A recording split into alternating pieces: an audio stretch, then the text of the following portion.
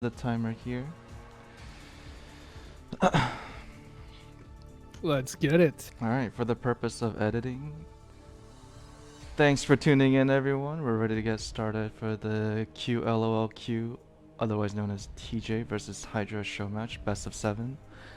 Just to go over the rules very quickly. It's going to be random versus random, but each player announces the race at the beginning. In the case of Protoss versus Protoss, they can only build a maximum of 10 cannons, with 1 cannon at the choke. And no cannon rushing or cannons outside of the base. Mind control is allowed, no worker stacking. And yeah, that should be it. I am joined by my lovely caster, Cross. Just a caster. We're like coworkers. Yeah, we're more like very affectionate husband, work husband and wife, so. No. Alrighty, players are ready. Let's get it. We're gonna hop into the lobby.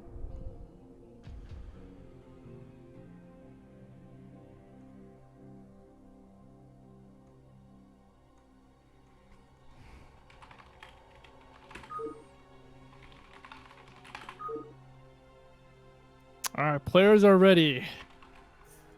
We're starting. Zerg for Hydra. Everyone wants Zerg. All right, let's go. Oh. We got a little bit of a delay. May have to remake. Oh no, did I crash? Did you? I think so. Okay, that's fine. That is okay.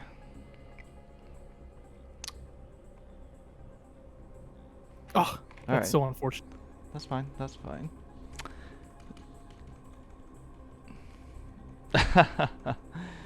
Alright, so while we're waiting for the first game to start, hope everyone enjoys this. Please, if at all possible, please avoid the bad manner. Otherwise, I will ban you in the chat.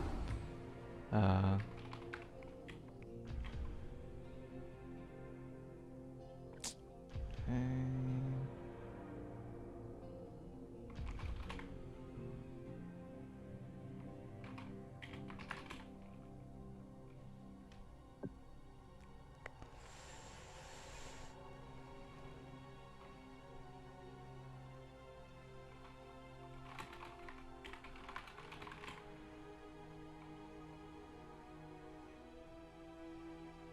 I just got a message from TJ saying, why?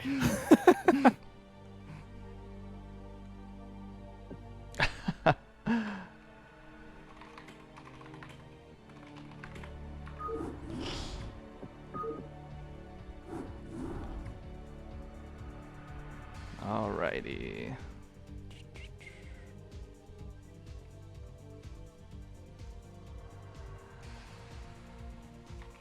All right, if I crash here, then just play the game, okay? And I'll just watch from the stream.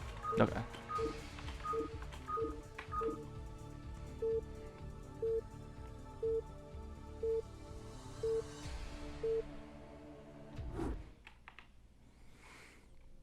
Alright.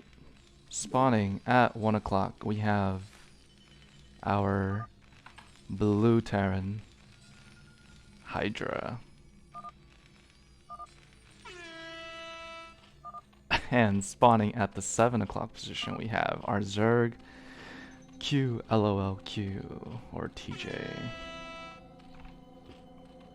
So this is actually not that bad for QlolQ, as I mentioned before.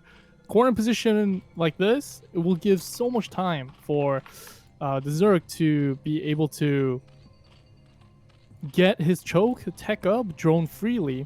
So it's up to Hydra to how he's gonna pressure him really well. Do you think there's a sort of preferred build at this point for the Terran because the map position is so far away, or do you think he's sort of just gonna dictate the pace right now, either opt for mech regardless of the position? It really depends. Well, he went supply depot first and no gas. That means he's gonna go for standard bio opening. But what's interesting is he might actually add factories here once he scouts that he's in corner position.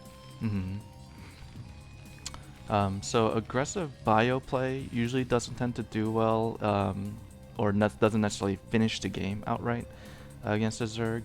It will, of course, force them to make sunkens, which is sort of damaging in and of itself, but we rarely see the bio itself just ending the game outright. Yeah, and especially in this position, bio cannot end this game. It will definitely transition into how well is the siege tanks gonna choke him out. And we have the ledges, definitely something to considering, or I'm sorry, because Terran obviously can drop and take advantage of these cliffs pretty efficiently with the tanks. But if you look at Hydra's build, he went 2-fac Academy, gas, fast. So this, if he went Academy first, Stim's going to be fast. So he didn't go for Factory first, right? That means his tank is going to be a little bit slower. It seems that he's going to try to pressure with Bio first, and then possibly transition into either 1-fac opening or 2-fac or 1-fac starport and do some kind of dropship type of play. But if TJ finds that so he scouted both 9 and 6, he knows that it's not mid position, so he's not right next to each other, right? So I think that's what he opted for, going 4 hatcheries here before gas. Yeah, definitely a little bit of a greedier build from what I've seen compared to maybe the games that you played against Hydra or Hydra played against you. The 4-hatch definitely, I think, is not something I see very often, but knowing that he's sort of a little bit more breathing room, I would say. Yeah, so far right now, even having 1 sunken at the hatchery here, now he scouted that he's corner position. So is he gonna put down the second sunken? Delaying the second sunken for this long is very, very big. Yeah, just allows him to get his 4th hatchery up, keep droning. He knows that not a lot of things are gonna push out. And according to how many marine counts he has, he can probably determine what kind of opener he did. Did he do 2-fac or 2 barracks or 3 barracks? So in this case, I'm pretty sure he found out that's going to be a 2 racks. But what's interesting here is he actually went 2 racks triple command center. You did mention that the extra command center doesn't really behoove the Terran as much as maybe they would see it in Protoss. Do you think the triple command center would help them sort of push the eco lead over, or do you really think it's sort of diminishing returns? In this position, doing early kind of aggression, taking fast doesn't really do much.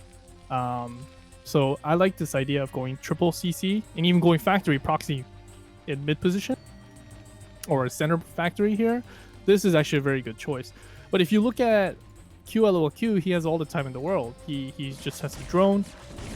He's going for layer, going for Hydra, even putting down extra creep colony in case of a drop. So little things like that. For anyone that's curious, you may be wondering why he sort of attacked into that without stim. He actually had the same number of medics as he did sunkens, which, assuming that each sunken is attacking a different marine and medics are healing, the marines actually won't die. So that's sort of why you saw him sort of not overcommit, but just continue attacking. Yeah, so if he had 4 medics versus 4 sunkens, the marines would never die, and it should be able to beat those sunkens. But I think because range and stim, he didn't stim and range wasn't finished, that's why it kind of took a pretty heavy blow there. So QlolQ or TJ did manage to get a couple of speedlings out, although he didn't really see the proxy fact, nor did he go too far into the base, but he did see just probably the 2 marine and can imagine that he's sticking on the 2 racks and is teching up. Definitely no way of him knowing that there's triple command, but I'd also imagine the lack of tanks or even a Wraith is letting him know that there's probably is it's probably a slightly delayed tech because of maybe a command center or two. Yeah, I like this idea. Just skip bio entirely and just go straight into mech here. This might be. I would actually. I'm actually kind of surprised he decided to build factories in his base instead of building 3 factories in center here. Because that would be able to put more pressure on the Zerg Sunken. Because right now Zerg has a lot of freedom. He's going Hive. He's going Spire. He has 2 Lurkers out. He only had to build about like 5, 6 Sunken. So with this many hatcheries, so Zerg is actually in a very, very good position here. Yeah, you're giving the Zerg sort of a lot of time to work with. In 7 minutes, he's able to get Hive Tech, potentially throw down his Defiler mount, and once the Defiler's out, without Science Vessels, it sort of is Zerg's world. We don't see Starport just yet. We see now 2 getting put down, but the tech is definitely on the advantage for Zerg. Yeah, buckle up, Dizzy. We're about to see a 40-minute TVZ game here. I think that's what Hydra is going for at this point. Yeah, and just to explain, he already lost a lot of Marines here, so this push around this time, like tanks get killed, that already stops the push here, so it buys a lot more time for the Zerg to even go to Father Mount already. Hive is done. Yes, Scourge is out, so anything moving forward, it's gonna be in a tough position for Terran. Do you think there's sort of an opening for TJ or QlolQ to potentially maybe drone up a little bit more and, given the opportunity to throw down maybe 6 more hatcheries? Because if he does get Defilers out, I'd imagine he'll sort of have the map control, right? I think the problem here is QlolQ doesn't know what Hydra is doing right now. He has no scout of him whatsoever. So if Zerg takes center really easily like this,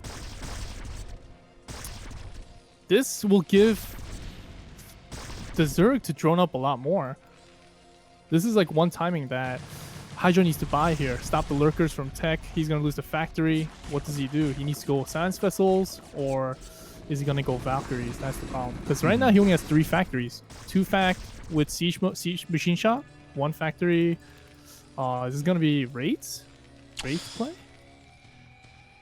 It does seem so, potentially to maybe snipe the Defiler away. But right, I'm getting worried now is sort of like in ladder, once the Zerg gets into your natural or once into the choke and starts swarming, it's sort of the ticking time bomb, right? So I think Hydra sort of needs to press. Oh, but TJ is actually just ignoring the bio, going straight. This bio is clutch, yeah.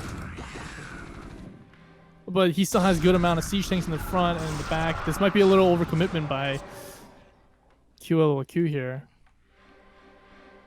But Science Facility is also very late. He's just burning scans right now. Losing these Lurkers were pretty big, huh? Oh, he's actually just walking the Lurker straight into the bio. Oh, no. That is unfortunate.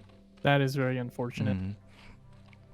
But all his tech is up right now. Defiler Consume is done. Greater Spire is done. He's getting extra hatcheries here. Now what I think Hydra's plan right now is to just build up 200 army and then push out with full mech army here while sniping Defilers.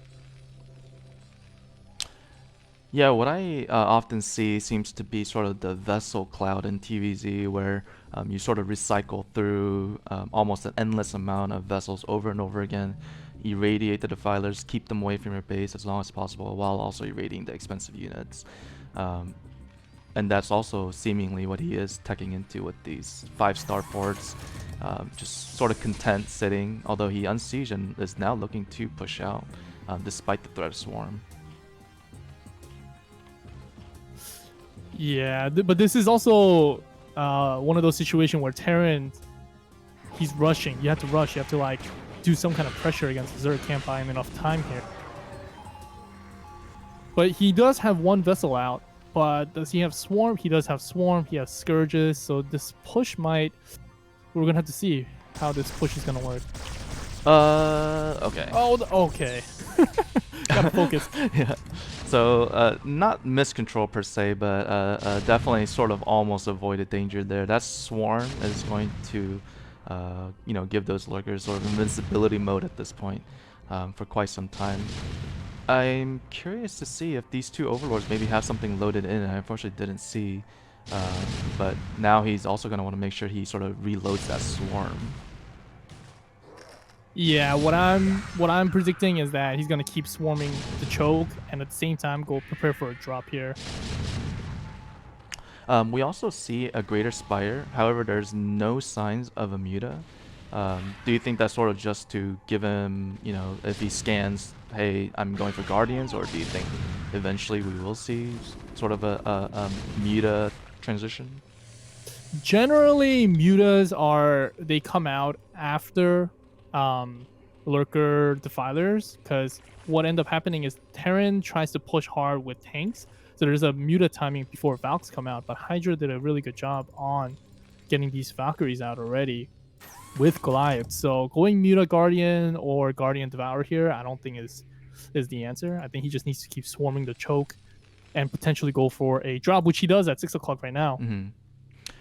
And despite Hydra actually getting turrets around the map, he's actually neglecting sort of 6 o'clock for the time being. He is moving his Valkyries down, but he's going to miss the Overlords moving up. He's going to see it at 3 o'clock, but is he going to be able to react in time or get back to his base fast enough? Yeah, his starports aren't running right now. His starports are resting. He's not building Valkyries right now. His factories are actually adding machine shops, so that may delay it. He's too focused on trying to get this choke going in that this might be an issue. We'll see. Oh, does he see it? Oh, he sees it. He's moving his glides back in space. But it only takes one defiler and 2 lurkers to fix this. So looks like he is now quickly racing his Valkyries back as quickly as possible. He may want to meet the Goliaths out at the edge, but yeah, he may just not think there's enough space. Oh, let's see, a couple of Zerglings dropped. Looks like. Okay, he re-picked up the defiler. Let's see how this drop goes. Can it go in? Can you drop here? Oh, one defiler. Oh, and it does get the swarm. That is big. That's huge. That's so unfortunate. Oh no. Yeah, he may lose a lot of SCVs here, and he may actually be forced to lift potentially this command center. But he's under 4 command center right now, so even if he saves his main command center, he can still revive. But what's good here is that he actually got Guardian pushing this tank choke. He essentially casted all his Valkyries and glides back home to stop that drop, leaving only the tanks to choke for Guardians to deal with it. Yeah, sort of a way to force him to address the issue at hand at home, right? And then coming back and sort of attacking outside. There's also, forcing him to sort of waste a scan, but there's also sort of about 2 control groups left of SCVs at this point. So his mineral count is extremely low right now. Yeah, look at that. He just made 1 round of units. He's actually building more Valkyrie, I think, because he saw Guardian potential. But what ends up happening is if he goes into some kind of Ultralisk transition, that'd be great. Huge play going off in the Valkyries as well. Eventually, if he were to pop out a meter or 2, or even Devourers, that'll be pretty powerful. But that drop, bought him a lot of time and did some major damage. So, pretty successful drop, I'd say. I think that drop was game changer in my opinion. Mm-hmm. It stopped the entire. Already, Terran was so far away being corner position like this. It definitely changed the flow of the game. I would say Zerg is up 7-3 or 8-2 potentially in this situation. Yeah, maybe gives Zerg a little bit of leeway. Do you see at any point he drones up a little bit more and gives himself several more hatcheries to work with, or do you think this is sort of the end point of the number of hatcheries he'll get? So I would actually expect him to drone up more, which he does right now. Mm-hmm. Drone up maybe a little bit more, add more hatcheries, and then explode one more time. That drop bought him a lot of time, clear it out 3 o'clock, or clear it out 9 o'clock, clear out his choke.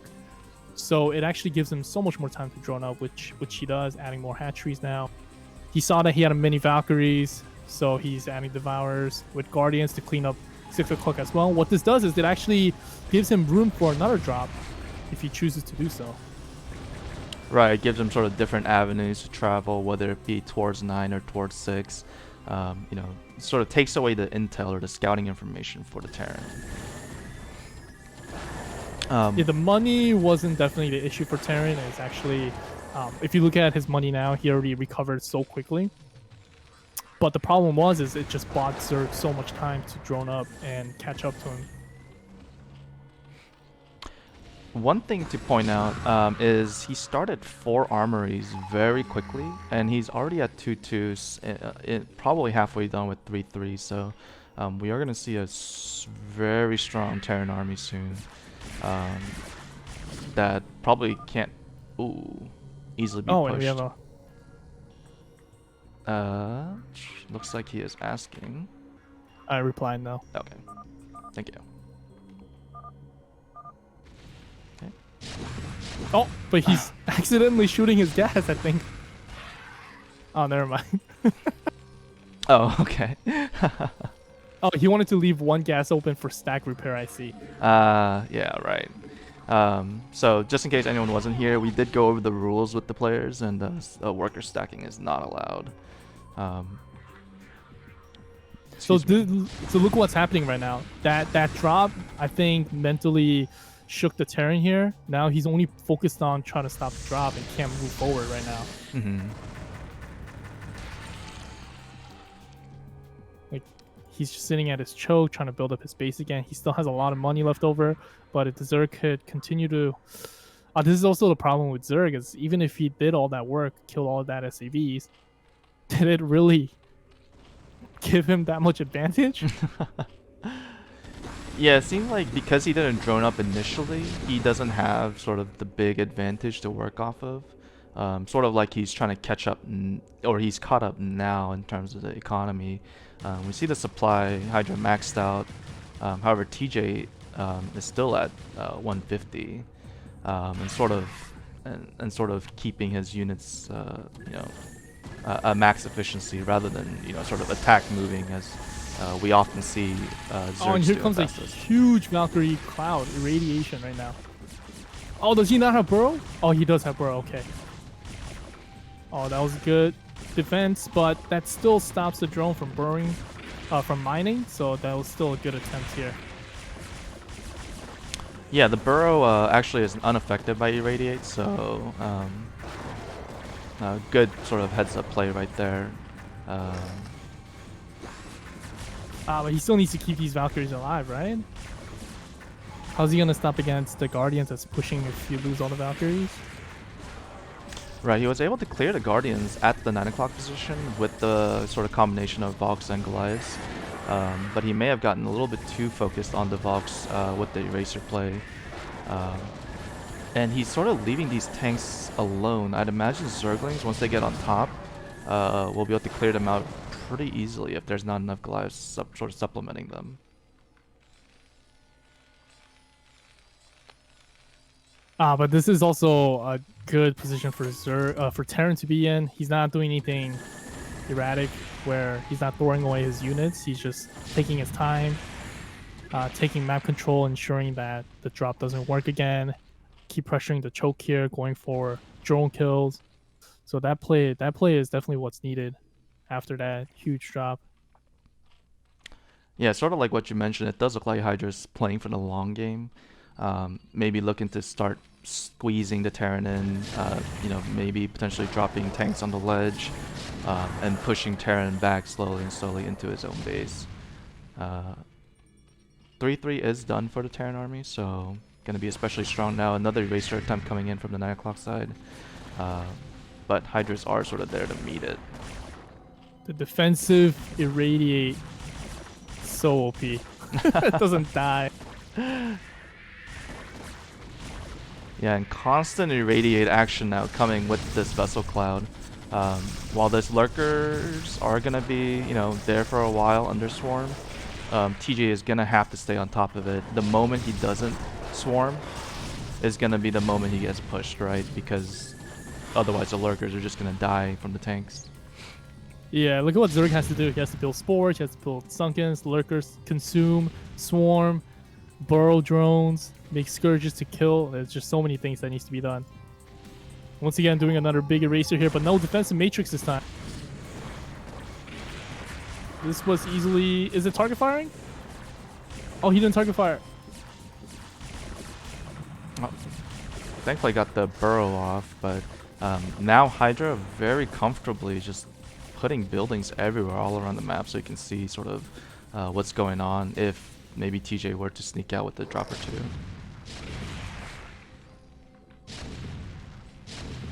You can also see all the buildings sort of die, and you know, Zerg is sort of losing ground, not to the point where it's game breaking, but you know, may make it uncomfortable for the Zerg to work with. And you can see the irradiates now, where it's just going to be constant irradiates on the expensive spellcasters, the units, and you know, then Zerg's just gonna have to stay on top of it. You know, they're just gonna have to keep remaking, recycling, while Terran is just looking to kill and looking for that one opening.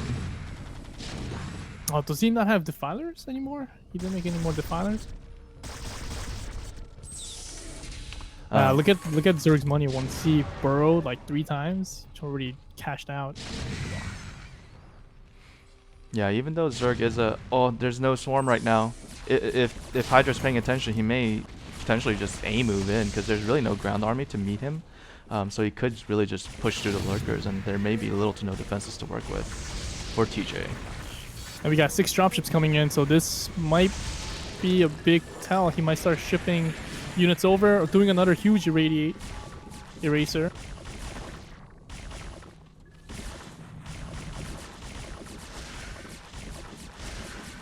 He might need to build about like 50 spores around the hive in order to stop this. Oh, but no. He's clearing out the tanks too. That was a big eraser, actually. I think it got a lot of kills, more than 20 or so. The drop is also in play. May take out the Defiler Mound. It did. Yeah. That was a huge play, getting that Defiler Mound, and then if he needs to save his Defilers in order to survive this. Right, the rate of... This is just ruthless pressure at this point, since Hydra has so much money now. Yeah, right. The rate of vessels coming in to cloud, or I'm sorry, to irradiate the defilers are going to be faster than him being able to potentially, you know, remake the defiler mound and then make more defilers, right? So this is sort of the one opening for Hydra to potentially even irradiate the lurkers and then threaten the push. Oh, does he? He's not remaking the defiler mound? Does he not know? He does thankfully have a couple of I'm sorry, not lurkers, defilers here and there. So he may not be completely out of it unless Hydra dares to go deep into the base to irradiate the defilers. But yeah, he's gonna have to remake it soon. Otherwise, he's gonna be in trouble once they're all irradiated eventually.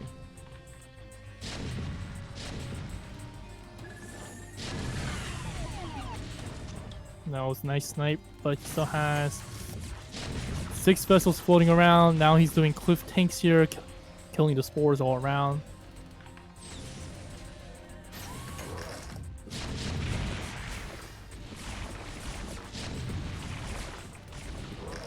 It's just looking too tough for the Zerg right now. Yeah, and Zerg is just desperately trying to consume anything. So it's actually consuming overlords, which actually put him below the unit count. And now he can't make any units beyond this until he makes more overlords. And now he has sort of very minimal minerals. So it's just the problem everywhere right now, it seems. It's just chaos everywhere for right. This is why Zerg is so disadvantaged in fasters.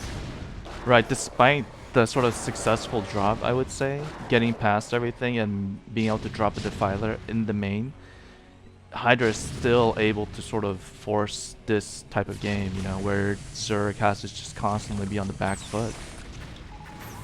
Oh, another huge jump coming in the top left corner. More irradiate. I think that was the last defiler. Oh no, he may now realize that the defiler mound is gone. There's still no defiler mound though. Yep, he just realized he doesn't have defiler mound. Is he gonna remake it? But if you look at the money and the gas. Yeah, he's sort of just squeezing everything he can right now, just not only to make units, but also just to survive. I mean, Oh, and I think now he realizes there's no defiler, so he brings all the lurkers back, and now he's forced to defend back behind this, the spores and sunkens.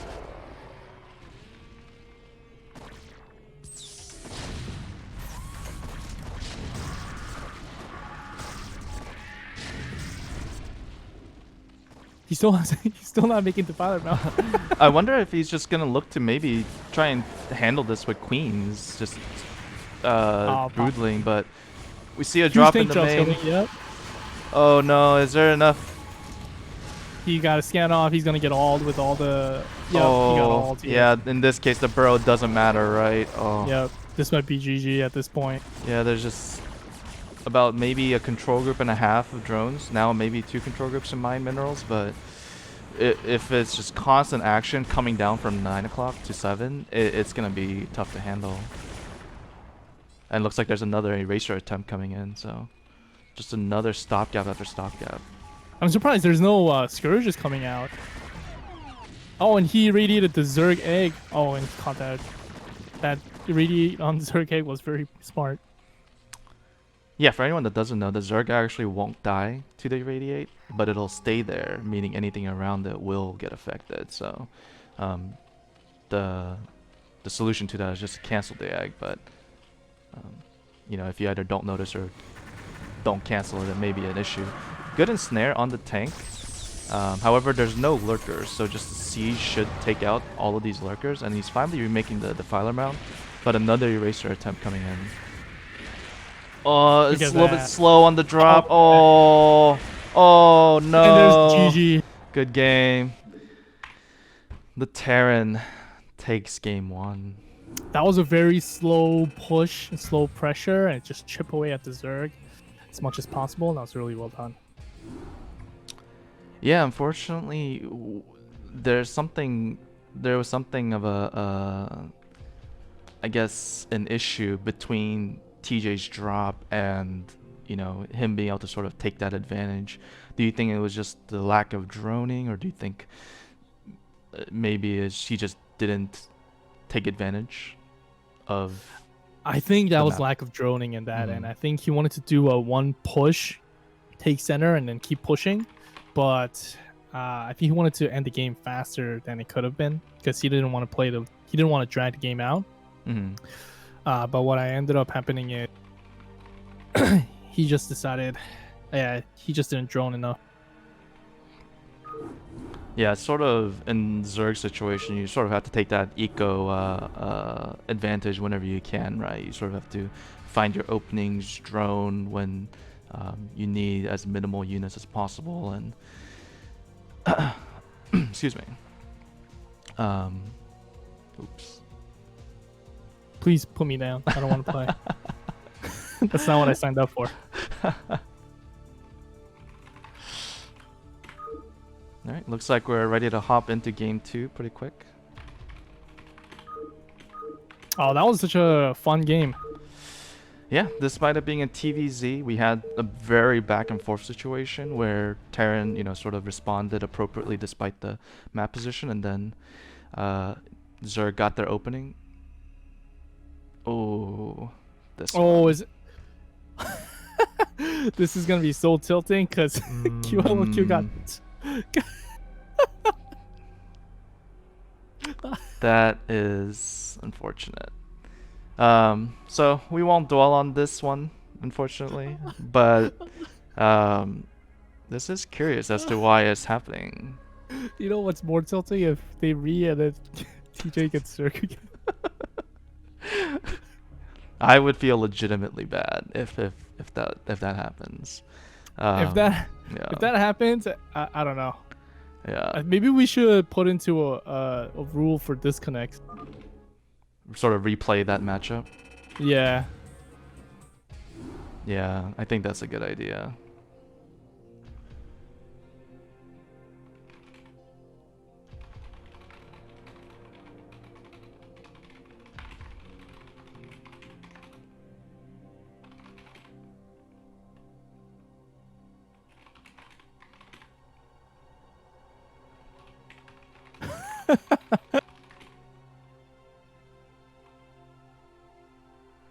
Alright, let's go.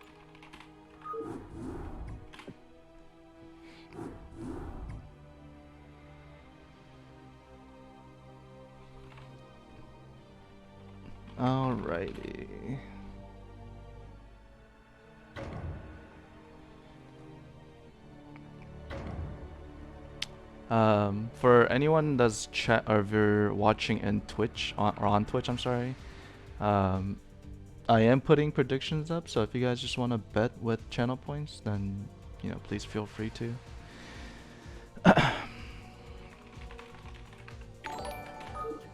So far, Hydra's getting the luck of all the draws. Even the first game. That was hilarious. Alright, I'm gonna hop on to game 2.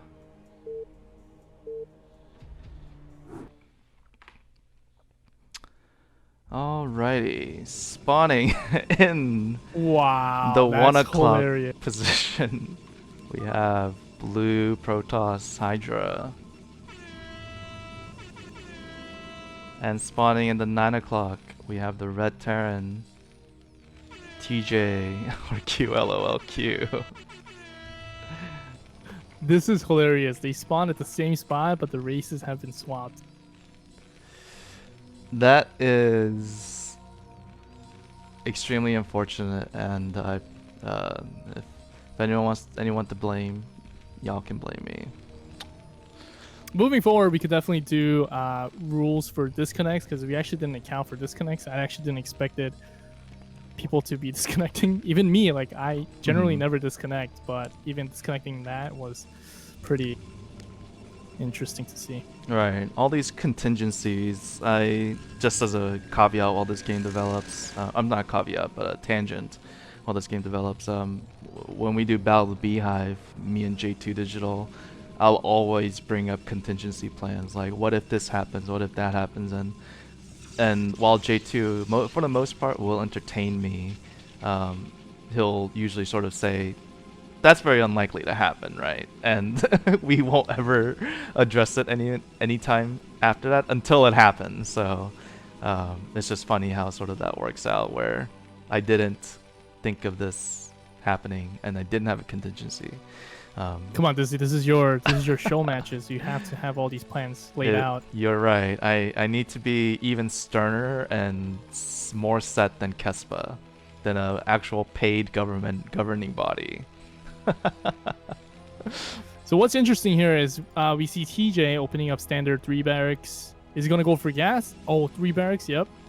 This is actually a pretty strong counter build. Excuse me, against double Nexus into 3-gate, possibly gas, yep. So the reason that this is an extremely hard counter is that because Forge might be late, or cannons might be late here, that he could actually, if controlled properly with Stim Medic, he can potentially kill a lot of Zealots here, delaying the tech even more. But if the Zealots actually get on top of the Marines better, then it will be a GG right away, due to the fact that double Nexus, he'll have faster probe production and Terran just can't keep up, and then we'll be behind on tech, behind on Marine production. So we're gonna have to see how the battle starts or how it plays it out. In this situation that, for at least from what I've commonly seen, where Protoss will go double Nexus into Forge with 2 cannons, is this build viable at all, or is this just more of a counter to this specific build, which TJ now sees? So this build is actually a very aggressive type of build. You see this kind of play in mid position. Why? Because the distance is very short. This usually counters 2 builds. One, gateway, 2 gateway opening, or double Nexus, 2 cannons at the choke into tech. But if he builds cannons here in front of this depot, we're gonna see a little bit different. If these Marines, oh, that was good cutoff there. This cannon's gonna be useless. Yeah, this battle here in the middle is gonna be extremely important, and sort of who decides and who takes the sway in this game, right, in the beginning. Yeah, and because these cannons were never finished, the stim just reigns supreme here. Medics are already out. Once 2 firebats are coming out, your firebats are coming out. Oh, but he can't be losing these Marines this easily. This is great micro on both sides. That was great micro. Didn't really move all of his Zerglings at once. I'm not Zerglings, Marines all at once. He Zerglings sort of were the Zerglings. he just moved a couple Marines at a time. and actually let the Marines that were getting attacked by Zealots that were near medics just sort of sit still and tank those shots and maximize DPS. And now he may, in this situation, I'm assuming, sort of have his gateways threatened, right? This is gonna be huge. Why? Not because of the Marines versus Zealots. 2 firebats. There's no cannon behind the Nexus. If those firebats can get behind the probes, he's gonna lose crap ton of probes here. And the firebats are also going to do major damage against these Zealots as well. Not only do they do splash, but they also have 1 armor. Oh, the firebats! Oh, the firebats. Oh, but that was a bait. 3 firebats are gonna go in from the side. Let's see how quickly Hydra pulls and or reacts. He has the Zealots all the way. Oh, he gets 1 shot off, but he saves. Oh, he saves most of them. He saved. That was a great pull, and the cannons actually finished right on time. So now, would you say that TJ is sort of at a disadvantage with the tech coming in, or do you think he's still sort of safe and assuming he gets his turrets up, he should be fine? I think it went 50-50 at this point. Because Protoss lost like a couple probes, not a lot, but he still had to pull his probes. He canceled about 3 cannons at the choke. He has to build cannons at his choke now, and he also had to make 3 cannons back home, and his tech is delayed. It's already 5.5 minutes in. He got his Temple Archive, but we don't see Robo play right now. Right, and that's sort of the natural course of progression with Protoss seemingly is getting, after map control, they get Robo pretty quickly. He actually brought 2 SCVs, looks like it's on purpose, and building bunkers for the SimCity. Great timing. That timing was great. If he gets this front cannon off, that was good micro with the Zealots too. He actually bailed on it. That cannon, I think, sort of wisely targeted down that SCV building the bunker. But what TJ doesn't know is Hydra actually went Temple Archive, so DTs might be coming out soon if he doesn't scan. He has no turrets going on in his base. So he has no idea what tech choice did Hydra do. Hydra went for, so now if DTs come out, it'll be very, very good for Hydra at this point. Yeah, TJ may be saving the scan for the potential Hydra. Oh, I'm sorry, not the Hydra. I'm sorry. I keep referring Zerg units. Where is Zerg in this game? For the Am I watching the right replay? It'd be extremely bad timing if he were to go for the scan right now, but I'm sure he sees the DT now. He sees the scan goes off, but then the DTs. Oh, great escape. Yeah. But he still has 1 more, right? Oh no, 37. Oh, great medic wall here. This is pretty big. This is still a lot of damage on the Marines. Right, gonna get a few swipes off, but he should be fine, I think. Yeah, with this turret coming up and the scan also was replenished. But I think that bought Hydra a decent amount of time to get his Robo and his tech up, right? But if you look at the production tab, it's 57, 56. TOS should not be the same as Terran at this point. This means that Terran is actually way ahead in production. It even jumped to 65, 56. So whatever happens next, it needs to be TOS needs to do some storm jobs or kill Marines, or there's going to be a biomechanic time push, and he won't be able to defend that. Right, he sort of needs to be impactful right now. Usually, you would see Protoss sort of mount the initial drop with Terran having minimal defenses, but in this situation, I mean, you see, Terran having a pretty comfortable turret ring from the direct line of drops, and even, underneath his base. So, like you said, I see Hydra sort of being pressured to deal some damage. Otherwise, he may get pushed sort of earlier than usual. But this might also be Hydra's strong point, is he takes his time. He's not doing anything radical, like trying to break into choke, into 3 bunker, 3 tank kind of deal. He's just waiting for shuttles to come out, maybe do like a mass storm drop or something. So the next 2 storm drops might really change the course of action. If TJ could defend the storm drop by sniping the shuttle before it unloads and have minimum damage, then we're going to see a huge biomechanic push. But if Hydra does a storm drop well, even minimum pulling the SCV, it will greatly change into the TOS's favor.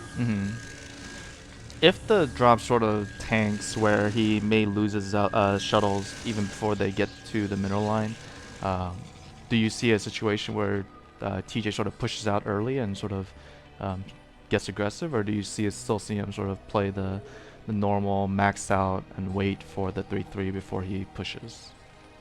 There is one timing. So this is actually interesting. I wonder if this is 2 Reavers. It is 2 Reavers. I did see him pick it up, but yeah, it looks like he's not overcommitting, thankfully. So he was trying to do the speed lot Reaver timing here, but that timing should have come around 6.5 minutes, right?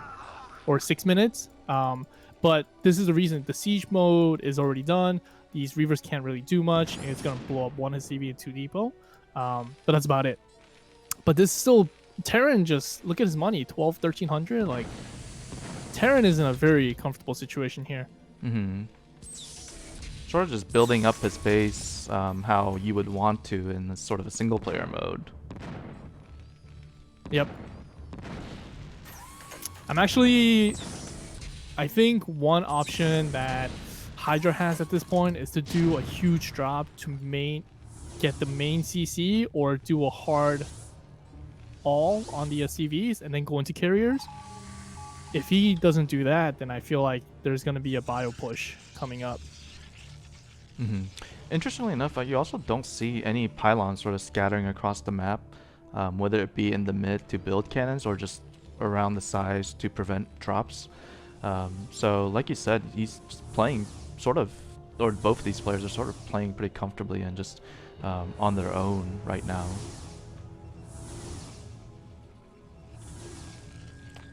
These shuttles loading up. I think this is gonna change the course of the game. How well is this drop gonna go? Mm-hmm.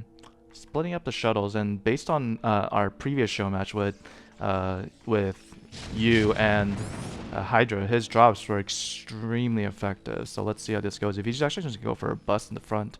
I think so. And TJ already knows he doesn't have tanks by CC. He only has like 1 or 2 at the end, but most of his tank line is in the front. So if this push gets hard stopped, then I think TJ's gonna push out. Oh, looks like he's going in. The 2 Reavers slow crawling, and the Zealots tanking heads, and the shuttles are flying into the base. Unfortunately, the front sort of is null, and the big drop coming in. Oh, good snipes. All the SCVs are pulled, so there's no SCVs that got damaged in that. That was a great defense by TJ there. Lost all his units in the choke. This will definitely put him in a comfortable position, but because he still lost a good amount of Marines here and had to pull his SCV, it doesn't necessarily mean that Terran is way ahead either. Yeah, it looks like he's sort of struggling with keeping up with the mineral count right now. Maybe his SCVs are just trying to find the patches, but you know, it is not necessarily a declaration that he's gonna push out anytime soon, I'd imagine. I don't know. I feel like his factory count is good. Once he gets good amount of Valkyrie, he's gonna push all his Marines out. He has 2 Valks ready. Oh, he's pushing out right now with this is the one timing that's going for. So the reason that Terran does this kind of timing push is Toss cannot go for a drop. He has to defend. Because so if he decides to go for a drop here and this drop gets stopped, there's nothing that could stop this push. He's sort of keeping him on the back foot. Yep, and Hydra is actually choosing to go for a drop here, but if he doesn't do a significant damage, he's gonna have 5 Valkyries out, but they have +2 Oh, he's actually running all the way back. He's bringing some SCVs back, but he's not, looks like, hard committing to an actual push to the base. Here comes a drop. There's almost nothing that's defending this. This might be a big... Oh, got a decent amount of pull. Oh, that was a fat one. Oh, that's a really good. Oh, got about 30 kills on these storms outright. Yeah, that push I think was a little bit ambitious. Oh, that was another big storm. I think right now the total SCV death count is around 40, 43 or so. And the middle actually is getting pushed as well. 30, 43 total, yep. This might... And these tanks are actually way above the depot line. I thought it'd be towards command center. So it looks like Hydra took that risk and actually went for it with minimal defenses and did massive damage. That was a really good, He's really coming good back. drop. He's coming around for another one, and it seems like at this point Hydra can sort of recycle these drops over and over again. And meanwhile, No. Oh, sorry, go on. And meanwhile, TJ looks like it's sort of gonna have to just stay back and go back to that classic defending. Yeah, TJ can't do anything right now. If he tries to push out. Oh no, there's no army There's back at nothing, home right yep. now. Oh, so thankfully, Oh, it's only. yeah, that shuttle seemed pretty empty. Still made the Terran pull, right? Mhm. Still a good amount of damage going on. Yeah, there was a High Templar that was dropped, but then it got immediately killed by the tanks. But it seems like at this point, just now Protoss is gonna want to continue this and keep Terran just on the defensive, keep him pulling the SCVs over and over again. And we're actually seeing this now. TJ is at double-digit supply. Here comes this. Oh, this time. Storm. Oh no, that was a big one. So many of them are damaged. Oh. And his choke is done, so.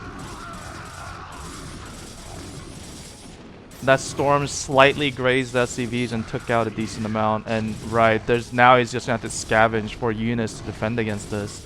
And in the meantime, I mean, he's just reloading on shuttles, Corsairs, and just Zealots and Templars over and over again. And, you know, is TJ gonna find sort of a stable point right now? Because his choke is open. There's so many avenues to be attacked from now.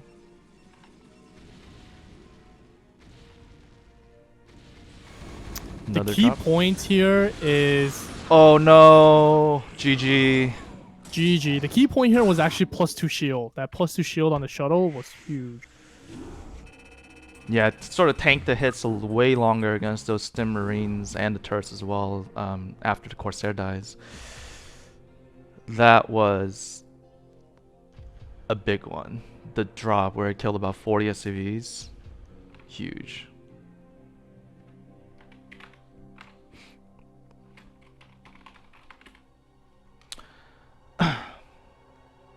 So Hydra takes the early 2-0 lead.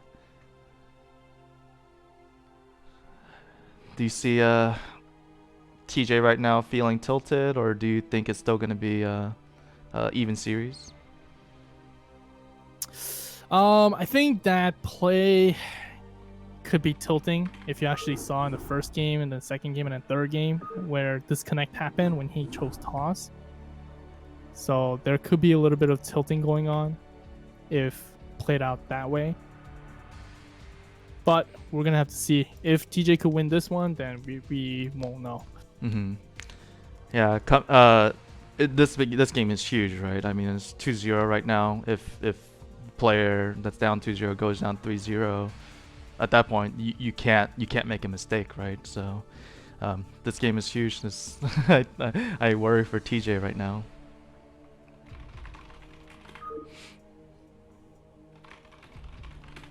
Alright, we're gonna hop into game 3. Hydra up 2-0. Let's see what TJ is gonna get. Alright.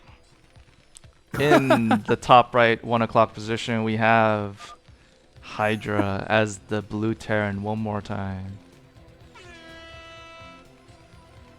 And the 7 o'clock, unfortunately, again, the red Zerg. We have TJ, QlolQ. That's actually so unfortunate. Hydra, when he got Zerg, I disconnected.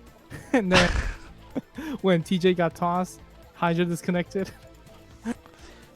Mentally, that must be pretty tilting, though.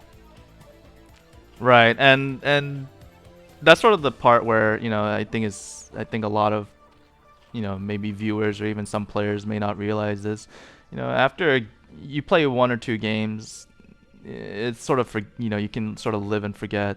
But if you're playing a series where you're just constantly having to play the same player over and over again, um, there's sort of something on the line, where that you have to play for it.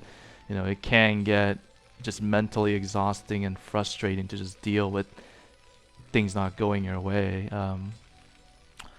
I'm curious to see if maybe TJ is gonna try and do the tried and true, or if he's gonna sort of, you know, uh, sort of go out of the playbook and just try something new and get aggressive and sort of take momentum back.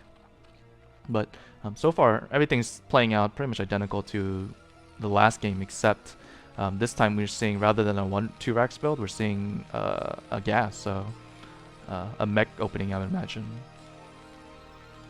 So 2 racks opening in the first game was actually a lot better choice than mech opening, especially in this position. So we're gonna see how the game plays out. If he builds factories center, let's say he builds 3 factories center, then it might be a huge advantage for Terran. But because he went mech, his scouting is gonna be late, so he's gonna do like a marine scout, which he's gonna have to scout the entire map before he finds TJ at this point. Right. Unless he just decides to scout cross map, it is gonna take him a hot minute to get there. This time we see. Oh, I thought there was gonna be more Zerglings. Nope. TJ just gonna offer the 2 Zerglings like he did the first game to scout. So he's just gonna go counterclockwise rather than the 12, 3, 6, 9. But he already actually checked 9 and 6, so that makes sense. What I'm thinking against mech that TJ would always do is he actually goes Speedlings and Hydras in the beginning and transitions into Muta. So the thing about mech is if your first push gets destroyed, then it's really hard to come back from. So I wonder if that's how TJ is going to play the game. But he actually needs to see this with the links. He needs to know that he's going vultures, because right now Hydra is actually hiding the vultures right now. He only has 3 marines out and he has 2 vultures hiding. So TJ might not know if it's going to be a mech play or not. Yeah, doing a wise job. He's just keeping the marines, sort of scattered, making sure they can deny scout, while also getting the dropship. I mean, he may outright pounce once speed is done, or he may pounce once the dropship is in production. Either way, if TJ isn't building Sunkens back at home, it may be pretty devastating. When I say back at home, I mean inside his mineral line. Generally, he does make 1 sunken as defense, but it seems like this is going to be a 5 marine, 4 vulture, 2 tank push with 1 wraith possibly, or is that a dropship? So he's not a marine count, right? And it's relatively low. It really has to have him thinking, unless it's speed vultures. Would the run by be possible? I'd imagine it's sort of discouraging to see 2 Sunkens considering they can 2-shot a vulture, but if it's a dropship, he might actually put. Yeah, it's a dropship. He has 4 vultures in there. He's just gonna ship it over. Yeah, and like you said, he is actually looking to just opt for the speedling option to defend, which should be fine. The tanks may be a bit of an issue, and may force TJ, or not may force, but will probably force TJ to build Sunkens outwards. But oh, he saw the tank, so now he knows for sure it's gonna be mech. This was a great plan. Just send all the lings back at home. He has Hydras and lings back at home to defend against vultures. So the element of surprise by Hydra is actually gone here. yeah, no Spire, so no Muta. He's rather just going straight into Hive Tech for defilers, while also getting a full scout. So working out pretty nicely for TJ right now. He sees 3 fac opening. Siege mode is not done. The dropship was nicely defended. I wonder if this is going to be some kind of Hydra Lurker Defiler play, or is he going to transition into Mutas afterwards?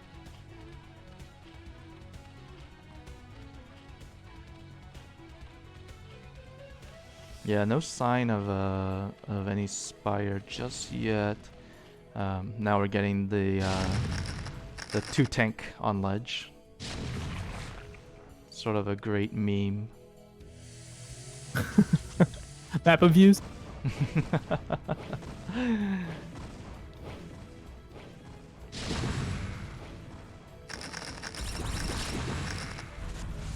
Oh, This is great still, idea. Oh, great play. Yep.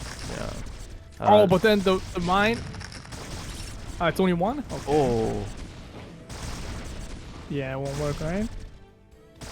That was good defense. That cliff tanks, I was wondering how is he gonna defend that. That cliff tank was also very, very nicely done. Right. I don't believe lurkers can miss if they're shooting up. So yeah, as long as he had vision, and even if he didn't, every time the tank attacked, it would give him vision. So great idea there by TJ.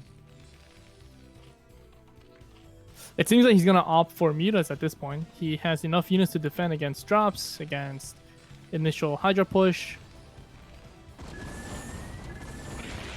So let's see what he's gonna opt for. In this game, TJ is actually droning up harder than last game after defending each drop. Yeah, he must feel just comfortable defending with this group of Hydras. Maybe he feels the only thing that can hurt him would be just the odd academy timing and just pushing, or that he probably feels Hydra just went greedy again like last game. Or I'm sorry, like the first game. But yeah, I think the muta play would be smart to sort of follow up with, even if he doesn't sort of fully transition into mutas, just to keep the tanks at bay and whatnot.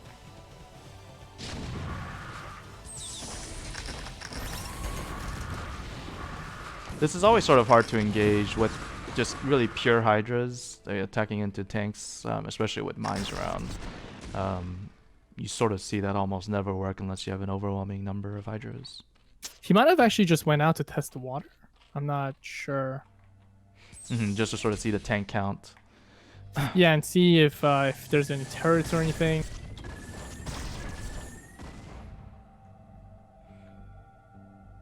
Yeah, and seeing also maybe that that couple Goliaths get dropped off sort of gives him a hint that outside of that there may not be any other anti-air, and he is actually just gathering mutas with the queen. I wonder if he's gonna go for sort of a dive onto the command center to infest it. That's very likely. He has Defiler out, he has a couple more lurkers out, so any type of push is going to be stopped. There are no turrets by his main base. He's just opting to do these kind of tank cliff kind of play. Yeah, and just slowly gathering more and more. There's still no scan, but I'd imagine as soon as the scan is done, he does opt for to check, and at the moment he does, I think that's sort of the moment when TJ may want to move his mutas out. Oh, there he goes. He sees saw it. the scan. Yep. He's going to build turrets. TJ did move his mutas out the way, but he did still see it. Oh, or is he too focused on the choke? He got the swarm up, so he should be fine for the time being, despite there just being a one lurker, but he doesn't know that. It could be... No, there are two lurkers. Two lurkers. Oh, you're right. Yes, two lurkers. Oh, come on. You gotta be more analytical. And here comes the Muta Bomb. The Muta Bomb is on the way. There's this... Even if this SCV actually catches this... Are there going to be enough units to defend against this? Yes. He has one Goliath. I think these factors were pumping tanks. Instead of... He probably thought it was another drop and not a Muta Bomb. So he needs to be building turrets all over the map, which he does. He actually responding to it now. He has right now two Goliaths and a Vessel. Even if it irradiates, unless they sort of target down the one Queen, I see this being big. And here comes SCV. He's trying to gather around the command center. Oh, it just needs to go half health, but the repair is too good. Yeah, I don't think it's gonna work out. I think he just needs to opt for. Yep. And he's targeting And the queen down. while he's targeting the queen down, he needs to kill the queens, kill the turrets, start killing the workers here. And Hydra maybe a little too focused on trying to push to the choke. He's now losing sort of decent amount of units and workers. Maybe. Oh, this might be really bad for Hydra at this point. Yeah, now the mutas are getting in a very precarious spot, sort of getting comfortable, and the Goliaths, their AI may not like it too much. And there's just not a lot of anti-air except for Vessels and Goliaths. If he irradiates right now, he's gonna lose all his SCVs. Oh, this is going to be close, but repair is too strong, is too good. But he's just going to get on top of the Goliaths. Oh, there's an irradiate. He's actually getting on top of the... Yep. Getting on top of that CV is a good idea. He's actually following it. Oh, and the irradiate is lasting forever, but the command center is still big and strong. I think he just lost about like 10 workers, maybe. Yeah, the worker count is pretty low, seemingly. I think he's about 2.5 control groups. And in the meantime, he's actually pushing out at the choke, and Hydra responds immediately. It's hard to say that TJ came out with that, right? On the winning side. I don't know. I think TJ did get a lot of workers killed. For all of that investment, though, it's hard to say. I think. Yeah, I don't know. I don't know if he actually won that battle. Mm-hmm. But if he takes center here... oh, that was a fat mine. Wow, that mine, though. It took out everything under the swarm. But he has Guardians to deal with. He only has... Where are the Valkyries at? 2 Valks out.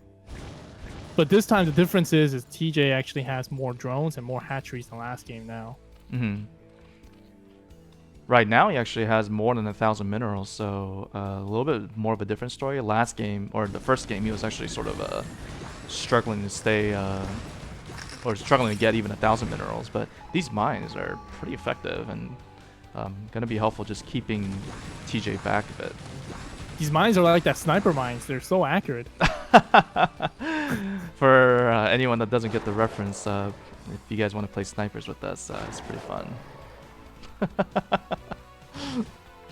But you have to pass a tryout. Now TJ got complete map control. If he clears out all these turrets and mines, he could actually go for another drop. Yeah, sort of a similar story like last time, right? He sort of pushed the initial pushback, and he has the ability to dictate now how the game goes with map control. But you know, does he have the resources to sort of back that up?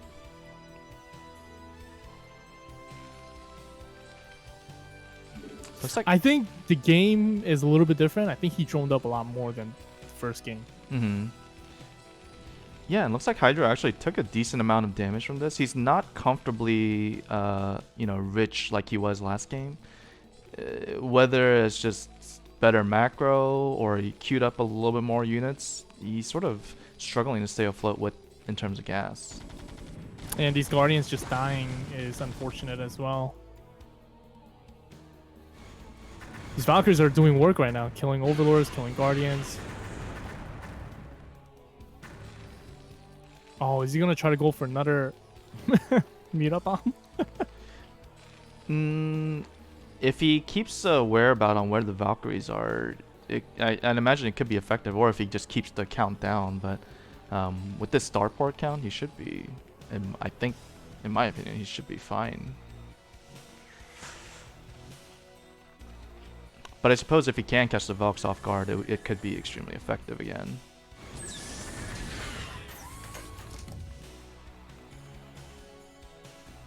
This time it seems like it's actually less mutas than last time, this time with 2 queens. Yeah, I don't know if going for Muta Bomb right now, I feel like just droning up and playing the really long game might actually be a better idea than trying to do a Muta Bomb like this.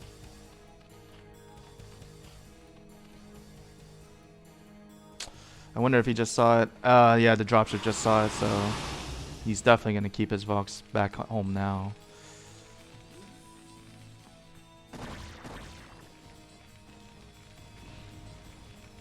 Yeah, now Hydra just building turrets everywhere. At his choke, back. Oh, no turrets back at home actually.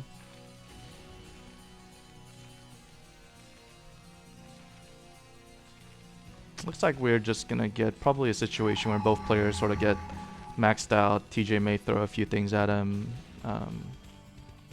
try and find a crack in the armor, but I think at this point Hydra's sort of content to sort of sit back and let the game come to him.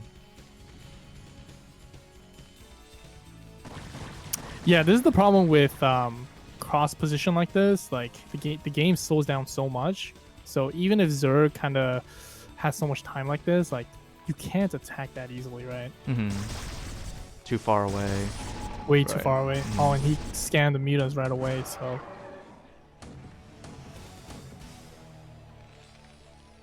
Oh, good pull.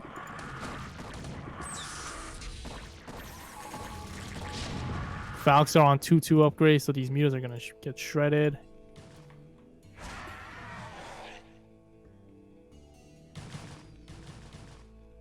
I believe I heard a parasite. I wonder if he... Oh, yeah, he did parasite a tank. Just a fun fact while we're waiting for the game to further develop. Parasite actually has the longest spell range of any spell, so Hydra actually just killed that tank.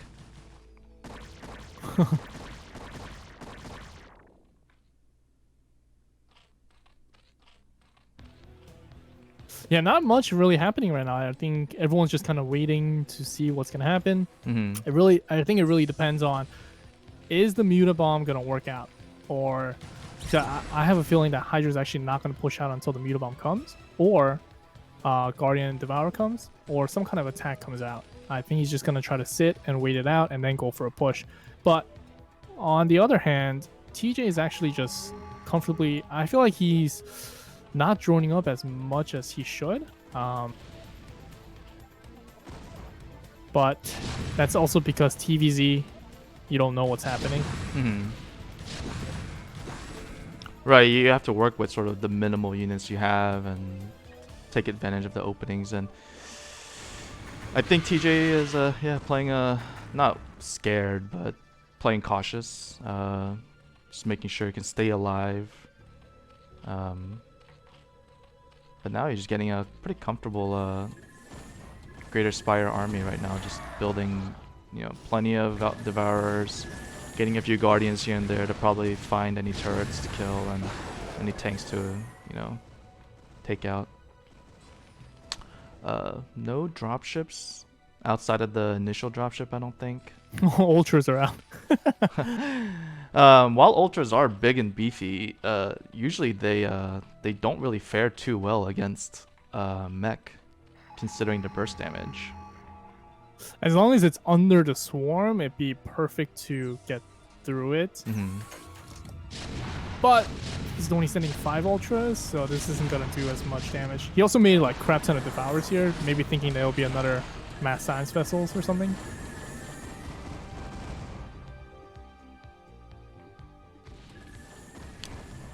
Are Devourers the right play for that kind of situation? If there are like sort of similarly, a situation where, a lot of shuttles or a lot of Corsairs, or in this case, a lot of science vessels and dropships come in, are Devourers the right play considering their DPS is pretty low? I think he made too many Devourers here. I think he should have made more Guardians. I think half Guardians and maybe about 12 Devourers should be enough. But that could also have been accidental. Because right now, these Guardians take up so much supply that he can't really make as much units.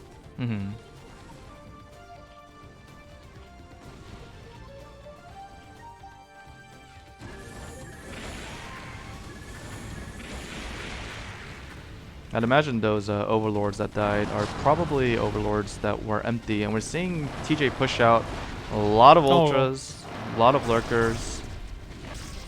Great swarm. Yeah, and should be able to actually clear the mid right now. And unfortunately enough, there actually is not a lot back home. So if he decides to run towards the base with the ultras, he may be able to just be annoying enough to sort of buy himself some time and sort of run through with Zerglings if possible. Does Hydra have like 100 SCVs or something? Yeah, he has a lot of money and sort of no units to show for it. Yeah, I feel like it only takes one swarm right here. Yeah, unfortunately the Defilers are trailing back a lot. But TJ is trying to get the lurkers in a very uncomfortable spot for Hydra right now.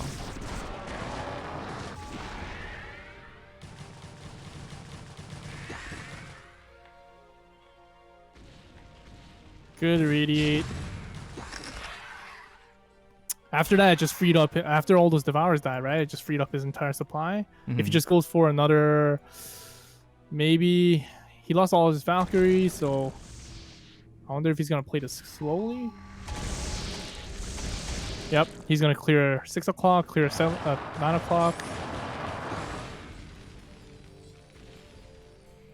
Yeah, it looks like both players actually just decided to throw away their anti-air, their Vox and Devours, in order to get the ground army going. And I'd imagine if Terran isn't sort of situated already, that Zerg could potentially just sort of, for lack of a better term, just A-move his way into the army and eventually just get the better exchanges. The problem here is the upgrades, though, and Zerg requires a lot of gas. It also seems like TJ doesn't have a lot of... Oh, he just put down a lot of hatcheries down. Okay. Sort of doesn't have the production, the means of production yet. Yeah, but the upgrade is definitely the problem. 2-3 mech army is insane. Right, you only need about 5 hits from the tank, from a siege tank, to be able to kill an ultra. So, yeah, the 85 damage. I mean, it's really only like what, third to the Infested Terran and Reaver. So, huge. You do have a few raves, but I think the Devourers, if they can get good shots, which they didn't on the Acid Spores, they could find. But now it's the rates, even the rates is 3-3 upgraded. Devourers are only 1-1. Now it's a lot of Zerglings and Hydras. The Zerglings there to clear the mines, and the Ultras eventually follow up. I would like if the Defiler sort of gets a head start on getting to the other side of the base, considering it's so slow, but I think that's what the rates are for. Rates are going to go and try to snipe the Defilers. And then we're going to see a 2-hour long game.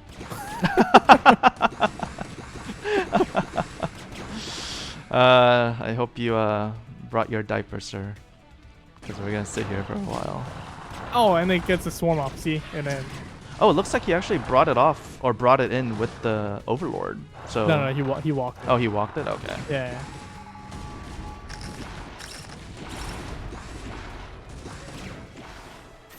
He actually has a lot of Overlord, or not Ultras just sitting at the choke. I wonder if he just forgot about them. Oh, and Hydra helped him out and made him move. A lot of Wraiths now, about 2 control groups worth. The issue though, if he does overmake on the Wraiths, he may not have enough units to actually kill anything. Or kill things fast enough, in terms of Ultras at least.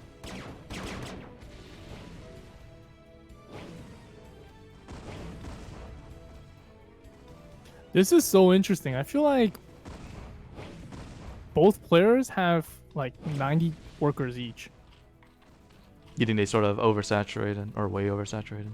Yeah, because if you look at TJ, he has 10k minerals and 200 gas. Well, one, he didn't fully get gas, but the fact that his gas mineral ratio is that high it means that he has a lot of workers on mineral. And same thing with Hydra. I feel like Hydra, even though he stacked about a group or two, I think he still made a lot.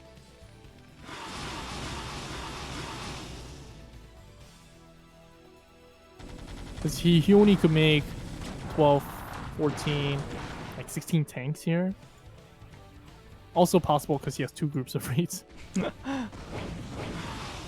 Yeah, a lot of air units from Hydra now. You have about 2 control groups worth of Raves, and then you have just 5 dropships sort of patrolling around 3 o'clock and the 1 o'clock area. And a lot of units just scattered here and there. Yeah, nothing really major seems to be happening. They're both sort of just looking for, you know, stray units here and there, seemingly to pick off. Although TJ may be gearing up for a drop coming from 11. There's a drop coming from 6. Mm-hmm. Let's see, is there gonna be a plague? Consume maybe? Oh, there is the consume. Oh, he actually got all of the drones right there. So, it may actually be a blessing in disguise, right? Where he just builds the appropriate amount of drones this time. But this time the drop coming in at 12 sort of gets sniffed out, and all the mutas die sort of instantly. Oh, but the plague Oh, on the raid. plague! Oh, that was a huge. good one. That snipe on the workers really bought him a lot of time here. Mhm. But he still has a lot of minerals, so he can't push out middle either without these lurkers.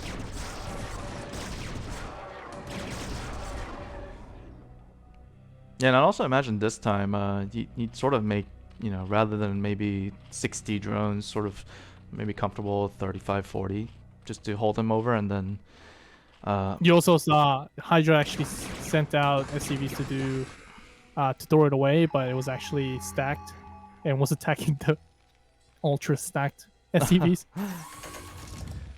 I didn't see that, but that's not allowed. I don't think that's particularly game changing, but I think that should be addressed later. And I messaged them. Yeah.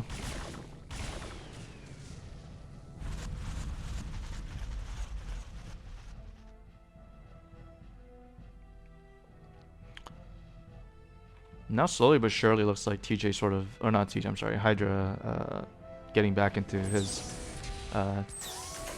tried and true Terran position where he just sort of sieges around the map and probably starts the process of squeezing in the Zerg. But this Muta count is insanely high. Yeah, I wonder if mutas are the play because they die so quickly to the Valks, like even before they can maybe get on top. I mean, unless the ensnare goes off, which... But look at the rates. Hydra has rates into the Valkyries.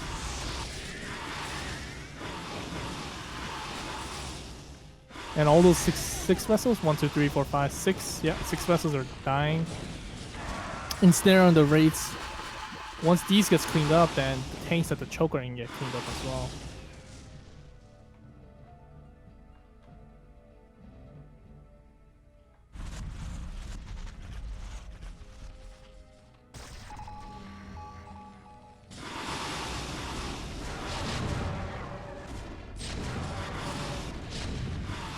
And now we're back to the normal standard game of TVZ.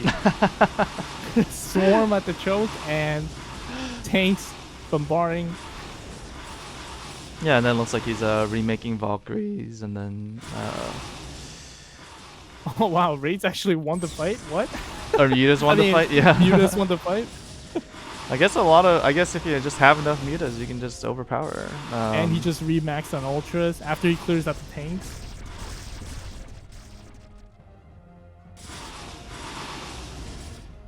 So I would expect Hydra to actually make more Valkyries to counter this Muta threat. I think he's going to be scared that there's going to be a Muta bomb coming in. Oh, and he sees the army of ultras coming in. So does he have tanks? Does he have glides? Or he's making glides? He made some tanks, but it seems like more glides. That's going to be bad for... Yep, he made glides. That's going to be bad for Hydra. Unless he could block this choke really well with these glides. Yeah, I wonder if rather than going sort of for the streamline attack, if he sort of just attacks all together, it could be a little bit more effective. Oh, and this is what he does. Mutas on the Raids and Valks, but Valks are melting. They're 3-3 upgraded. Yeah. Yeah, now the Sim City is going to be too hard to break. I wonder what the breaking point is going to be. One of these players is just going to have to make a major mistake, but I think both players are just now pretty content to play pretty cautious and...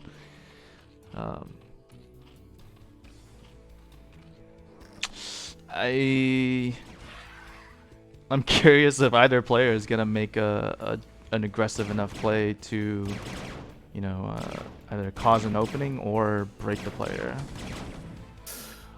I think eventually someone's gonna clear out all the map and one person's not gonna be able to see the scout and then go for a drop and then it'll work out perfectly. Yeah, it's sort of a loss in focus, not being able to sort of replenish the scouting buildings. Because you see, yeah, eBays and barracks everywhere for Hydra. At the same time, you see overlords everywhere for TJ. So Yeah, eventually one of the players is gonna either forget or just get too tired of replenishing the scouting intel. You know, the hard part is definitely on Zerg, right? Just having to constantly remake overlords, scatter them across the map, and um, also make enough units to defend. He actually swarmed, but there's no units under the swarm. Is that gonna stop him? That's yeah. This may be a little bit. Oh, the ultras have to go, right? Yeah, if he sieges and gets comfortable, this ultra force may not be enough to push it back. It is under swarm, but the tanks can still do damage under swarm. And the devours are actually getting pushed back, so the wraiths are going to be a factor.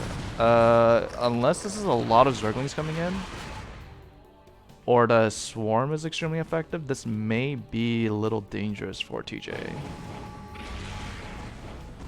Nice Oh, but he's fat plague. plague. Is there any mutas to take advantage? No, it's just a lot of zerglings, which should help push it back, but the wraiths... No spores around his base this time. Yeah. Maybe getting a little too complacent with it, maybe with the defenses, but now TJ, actually the issue is he actually has very little gas. So outside And of... he doesn't have drones either. Yeah, Look at his money is plummeting. Oh no, outside of zerglings, he may not be able to... Oh, it's because he keeps making ultras. He finally made mutas, but now the... Oh, another good plague.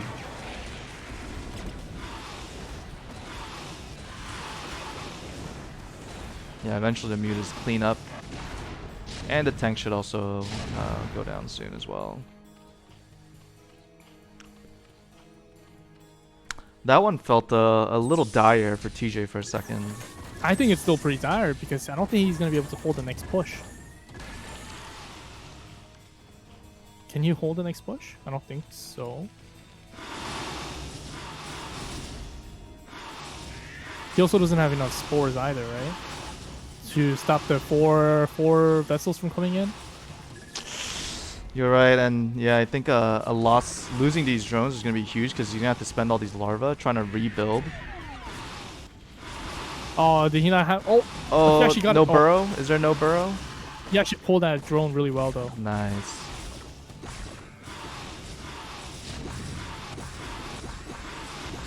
Wow, these mutas are huge on these tanks. Yeah, great reaction by TJ just to pull the mutas. But look at this. Hydra's money count actually just went skydove. He did sack about 12 SCVs. I wonder if that was sort of the breaking point. And he's actually taking guys off gas. That's why that push was so strong, because he didn't have a lot of SCVs. The overlords are actually coincidentally gonna... Oh no, actually Hydra pulls it back just in time. I was gonna say see the drop just in time, but... I'm actually surprised that he's going for this Muta play instead of... The Muta Ultra, sort of. Yeah. With his units in the dropship... oh, looks like he just sees the drop and pulls it back. I was gonna say, TJ may have an opening there, but...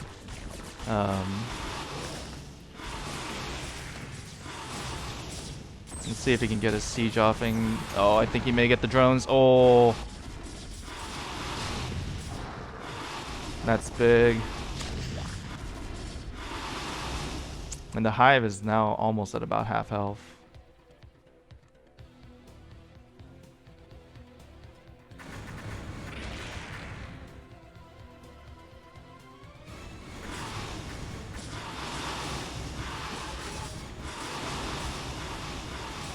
This might be the timing that we're looking for. Yeah, big chunk of army coming in, and TJ is sort of having to replenish his drones. Pretty low money count with very minimal army. Although, yeah, swarm or lurker under swarm, it's pretty good. No, he doesn't have lurker on the storm. Not yet, but if he can buy just that amount of time. This is such an interesting game. Like, both players have so little money. Is this an all-in by Hydra? Oh, this might be an all-in by Hydra. He's actually just bulldozing through.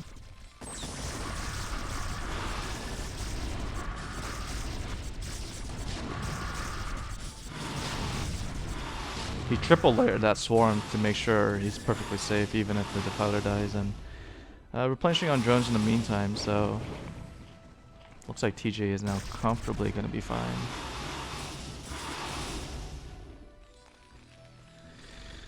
I hope, Cross, I hope you let your family know that you're going to be here for a while, because I think we're in it for the long one, buddy. Yeah, I called it. I told you this game's gonna last 2 hours. But you know, this can happen in fastest, right? This is a thing. It's not uncommon to see a very long game. In corner position like this, for sure.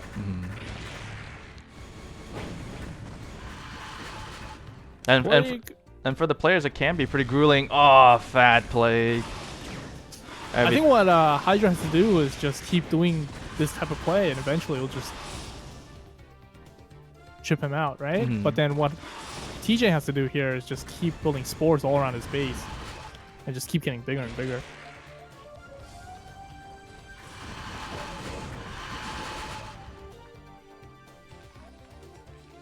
Yeah, it seems like Hydra just needs to sort of find that right balance of making enough tanks with the Valks and the Science Vessels, and then eventually he'll break, because it seems like the tide is just sort of always constantly just shifting towards a Hydra here.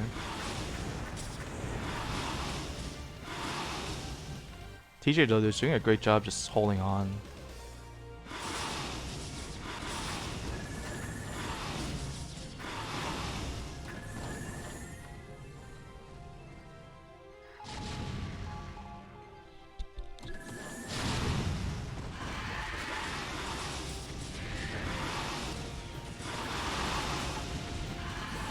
Oh, the Defiler is not going to swarm? Yeah, he only has one swarm up, so if he doesn't replenish it... Oh, looks like he does have another Defiler, so... If he consumes... Okay. Yeah, and he decided to build spores and sunkens all around the base now that he's getting comfortable. As a Zerg player, even getting 2,000 minerals like this consistently is still an okay situation. Great play. TJ picks off the Wraith with the Irradiate. Oh, is he gonna do like a big Mito bomb, Wraith bomb on the Hive?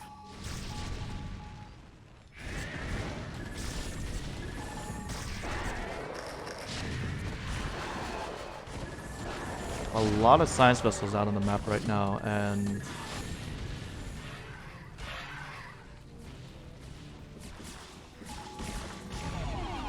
There it goes. I thought TJ was getting erasered, but that was just a bunch of Irradiates on Defilers.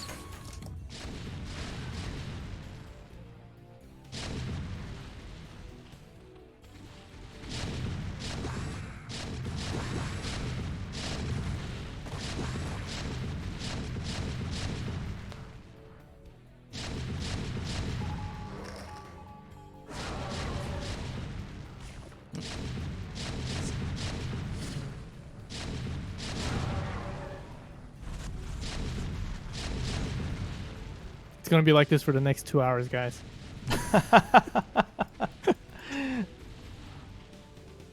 This is how TVZ long game will play it out, but eventually someone will cave. Right, someone's either gonna forget to make a Defiler, or someone's gonna forget to make enough tanks. They make too many Wraiths or Science Vessels, and you know, someone's gonna eventually make a mistake. And Yep.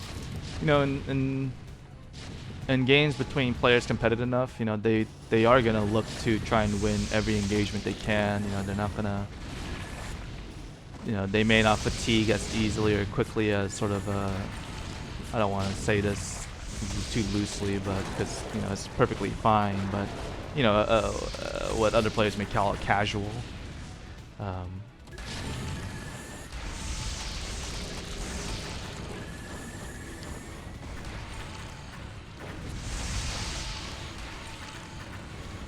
One comment reads, Cross and Dizzy will take turns taking a nap break.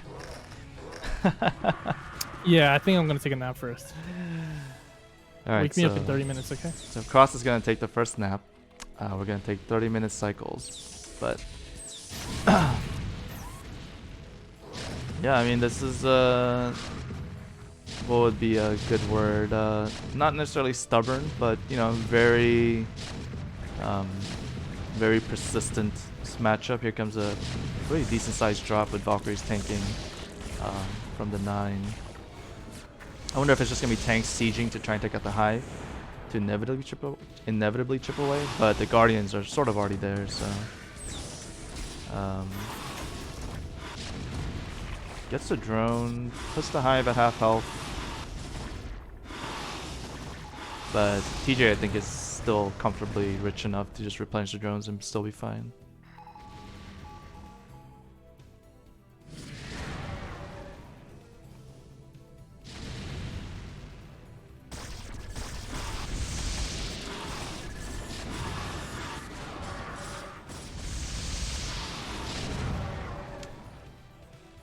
I wonder where the Valkyries are. I guess all those, the 4 Valkyries that went with the drop, that was it. So, TJ able to take back air superiority in airspace and just clear the vessels out. Oh, is that one tank? Is that one tank doing there? That is extremely annoying. Not too game breaking, but 26 workers gone. But if Zerg actually, you see how he's building spores all around the base now? If it becomes to this point, he builds more spores and builds more sunkens and just keeps droning up and take map control, eventually Zerg will come out on top. As in eventually they're not going to have to use as many units to defend and they can just save more for the counter push. Yes. I think that hive, Hydra is only bad is to try to snipe that hive, but if he has enough spores and defilers all around the map, then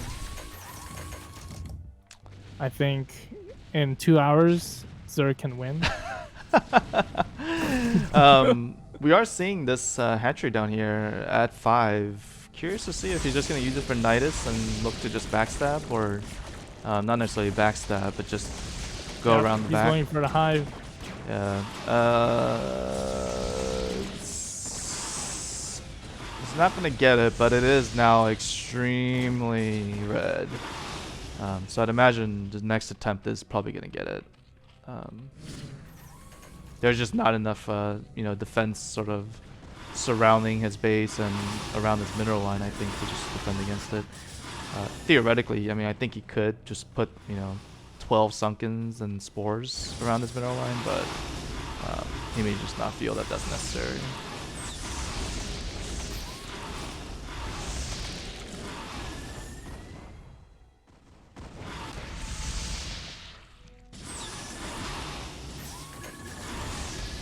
These mutas and guardians buying him a lot of time because there's just a lack of Valkyries right now.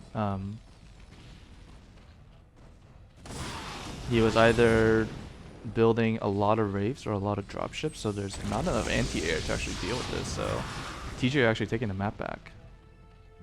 Yeah, but at this point, I'm just trying to do a big drop here, trying to get that high.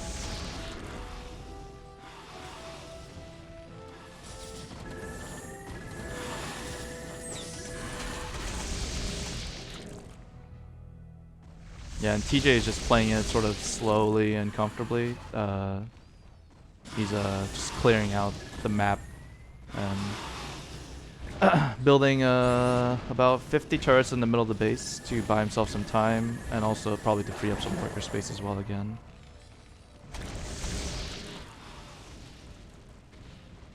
All right, we're back to square one.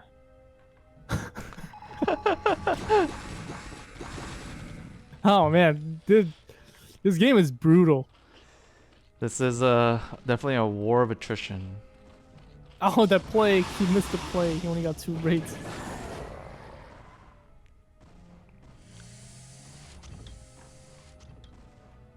Yeah, I can't imagine a one punch or a one attack being the deal breaker. It'd definitely have to be sort of a, oh, at least maybe for the Zerg it would be, but for the Terran, you know, you know, they're definitely gonna have to do just multiple chipping away to deal the killing blow. I think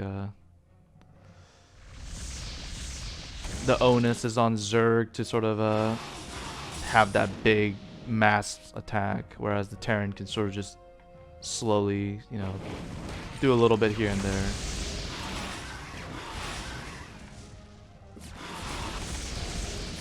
Here comes a drop and snare. Oh, nice and snare, Good but is it snare. enough? A lot of units back home, and the units actually aren't dropping properly. Oh, they're Goliaths. Yeah, and yeah, not enough tanks really. Oh, is this the timing that TJ has been looking for? He's already 6,000, 5,000 gas, so.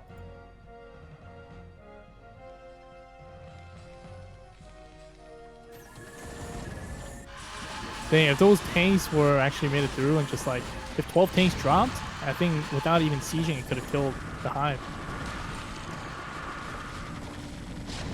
Fortunately, no swarm, so that unit gets sort of that army gets sniffed out pretty quickly.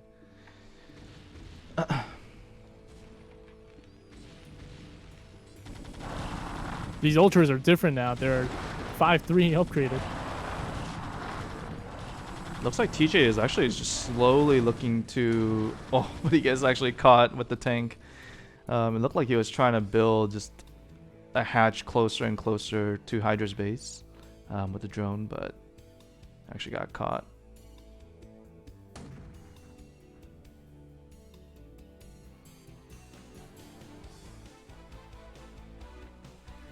In the perspective of, this is kind of like how Flash would win his TVZ, right? Just sit and let it play it out. Right. The difference in that situation, of course, is that eventually the money does run out. Yeah, in this situation, this game will last forever. Right. How the Wraith catches the Nidus. Yeah, if every player does everything perfectly, this game would theoretically never be over.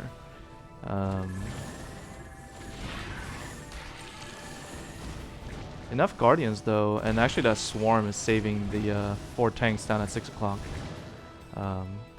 He doesn't have enough Ventire at this point. He only has 5 vessels and 5 Wraiths. But vessels are OP, so it's okay. Yeah, if there's just not enough focus, the Irradiate will do a lot of damage relative to what it should be doing. Yeah, no pull on the Irradiate, so a lot of Guardians are going to go down. And then, in the meantime, the Wraith sort of snuff it out. I like this tech switch, though. I was going to say, I feel like the combination of Ultra and Zerglings would be more effective than Mutas. And obviously also Defiler mixed in. Because the Ultra should be potentially tanking the tank shots. Or shock absorbing them. And then the Zerglings sort of get on top of the tanks and clear them out, right? It's only effective if Swarm is underneath it, but in this case, like, there's a you lot. got the Ultras in. There's a lot of Zerglings actually streaming in. Even if there's no Swarm, this may be just annoying enough to get on top of the tanks. But now there's a lot of Goliaths, or a decent amount of Goliaths, so with the Wraiths, it should be fine actually. The Defilers are too important.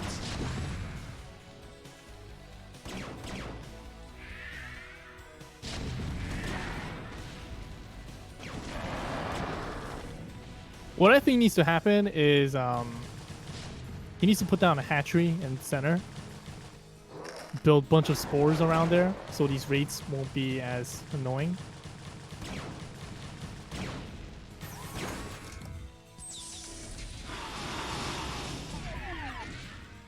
Yeah, just capture from mid.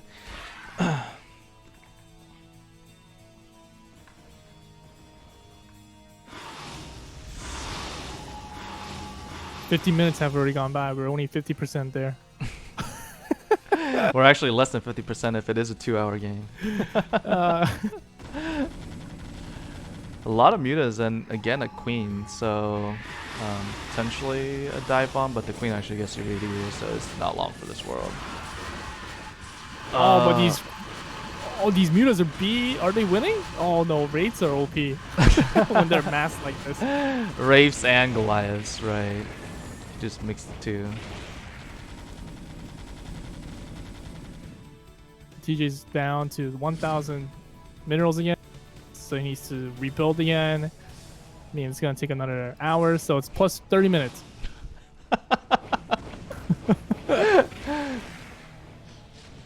Hydra in the meantime has 25k.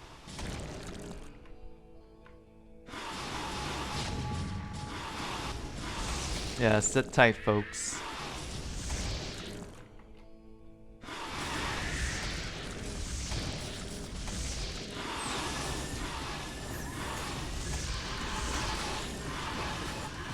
I don't know if Ultra. I think clearing all these areas out and just sending overlords there and doing a drop might be a best plan.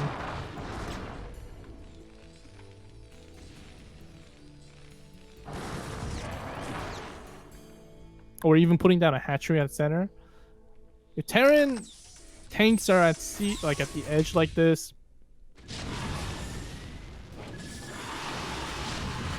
and then if Hydra can just keep building tanks and push downwards now, or even keep doing drops everywhere, that could also be good. Because there's no way he's going to be able to push this.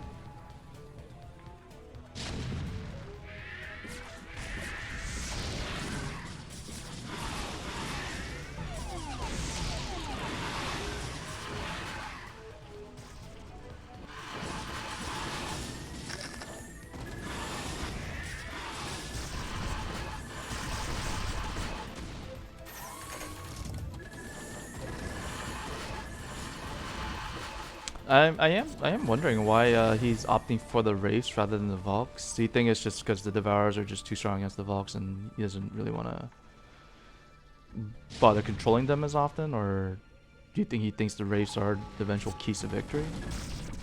Well, I think he's using the Wraiths to snipe Overlords, snipe Defilers, try to go for a Wraith Bomb. As opposed to Valkyries, that's only good against Guardians and Devourers.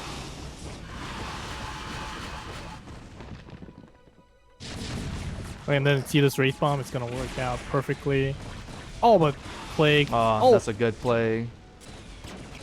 300, 200, 170. Oh. Wow.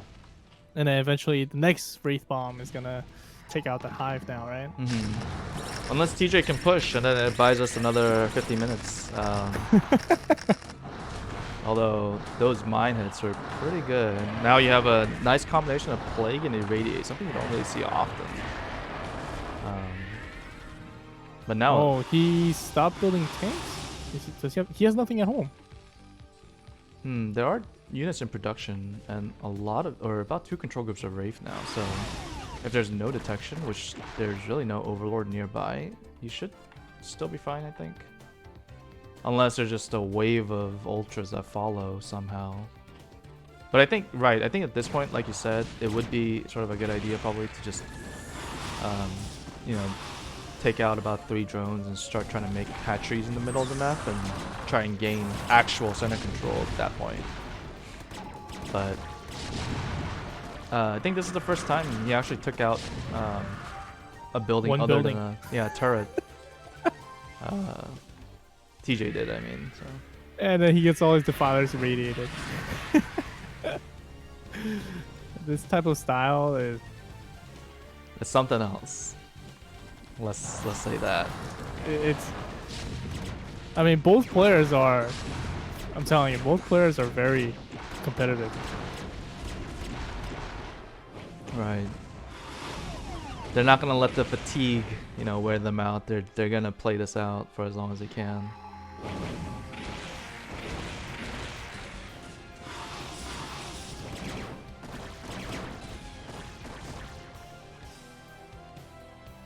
This will be a perfect chance to just not push out center and then put lurkers at the choke, Defiler, swarm his choke, and then clear map, put hatchery down. So like that would be perfect. As you say that, actually, he is making lurkers at home, and then he's bringing Defiler up, so I think that was maybe what he, I guess, decided or opted to do. But oh, that was a big Plague. Wow, that Plague was insane. Oh, I think another round of mutas should be able to clear it out. There we go. But that is a lot of rage, so it's a lot of DPS. I wonder if knowing that he's just gonna... Oh, but a lot of Wraiths, or a lot of Hydras actually. Yep, he's gonna go straight for the Hive. The bomb? TJ knowing that gets Unison position. Another play. Another huge plague, but Hive is at 230. And it tickled it. 20 HP. But what I'm seeing here is I think Hydra is actually more fatigued. Because he needs to control his Wraith. He needs to siege, unsiege. He needs to push out, take map control. Mm-hmm. At this point, the Zerg, only thing he needs to do is just a move.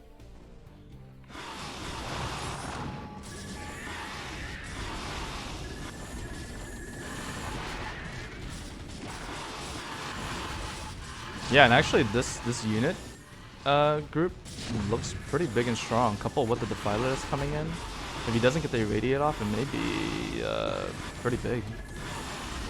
But then the Defiler doesn't have any energy.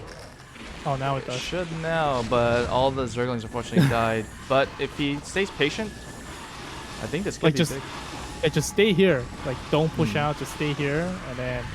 Oh, he opts for the Plague instead. This is one thing I noticed. There's not game-breaking enough, but potentially game-changing, I think, is that he doesn't have the Defiler energy upgrade. So he couldn't do potentially a Plague and a Swarm at the same time. He has to either deal with, or I'm sorry, not deal with, but stick with either just Plague or 2 Swarms. He also ran out of gas. Mm-hmm. He's actually building another hatchery back home. I don't think this one hatchery is gonna be what gives him the push. Like you said, I think he's gonna have to sort of get closer and closer with these hatcheries, you know. Yeah, the main problem right now are the raids. The raids are just running around freely. If he could just have a hatchery and put spores at center, then he has a chance of pushing. But what Hydra is doing right now is literally biding his time and just going for that one push, trying to get that Zerg Hive whenever he can.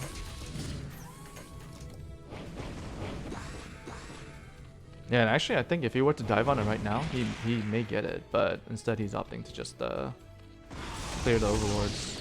He also sees it, so... Oh! Good cloak, there's no detection nearby.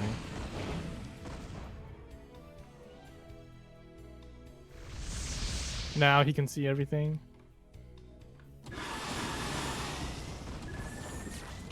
Nope, he's gonna go for it. Oh, he's gonna go for it. Is there a plague?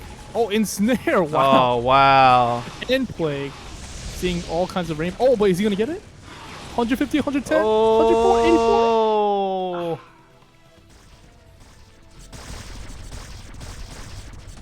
That hive has been zoomed in so many times, but it's still alive. Eventually, someone will just give up, right? I thought that about 30 minutes ago, but I don't know. The longer it goes, I don't think it's a linear equation. I think it's a logarithmic equation, so I agree, yeah. Throwing out some math out there for y'all, if any of y'all understand the reference, you know.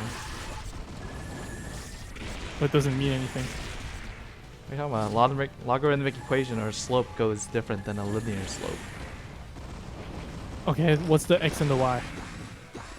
Well, the x and the y doesn't matter, because if you refer to a logarithmic slope, it's different than a linear slope. No, it matters. Where is it heading towards? The higher it goes, what is it? The boring it gets? No, I'm talking about the likelihood of fatigue versus the length of game time. It does look like Hydra's APM dropped to 250 now. And that itself is still pretty decent. I mean, he's still using hotkeys, so... I mean, you have to understand, Hydra's a man who played for 6 hours PvZ one time. I have heard that story. I haven't seen it, but that is insane to me. Playing a game... I have seen it, and I have the replay. Here comes a Wraith Bomb coming from 6. This one actually may do the trick. Oh, ensnare! Ensnare! This one may do the trick. Oh, it made it. And there it finally goes. got it. An hour and 1 minute into the game, the hive goes down, and there's actually not a layer. So, if you were to go for, you know, the Defiler mount, it's gonna actually take him a hot minute to get it back up.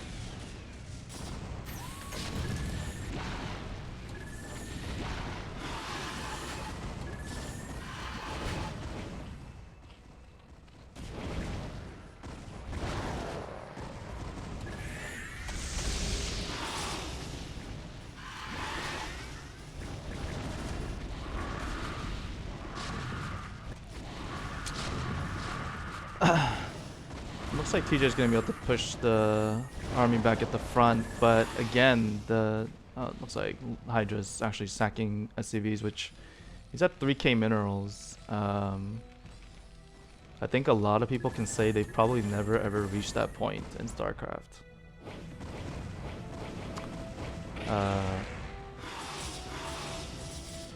Yeah, the issue is, you know, he clears his choke, but what is there to follow up to, you know, land that devastating blow?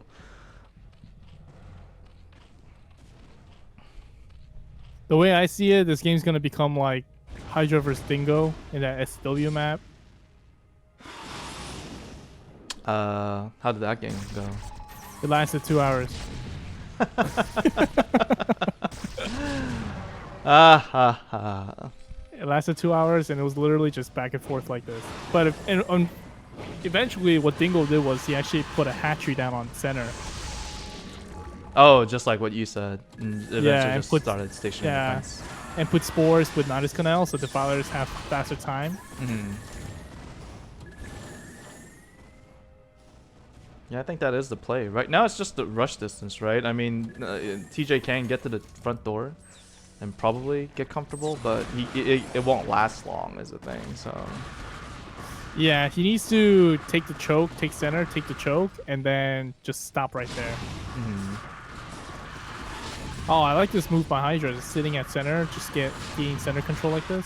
Now he's sort of taking that initiative and just building his form of spores or turrets in this case.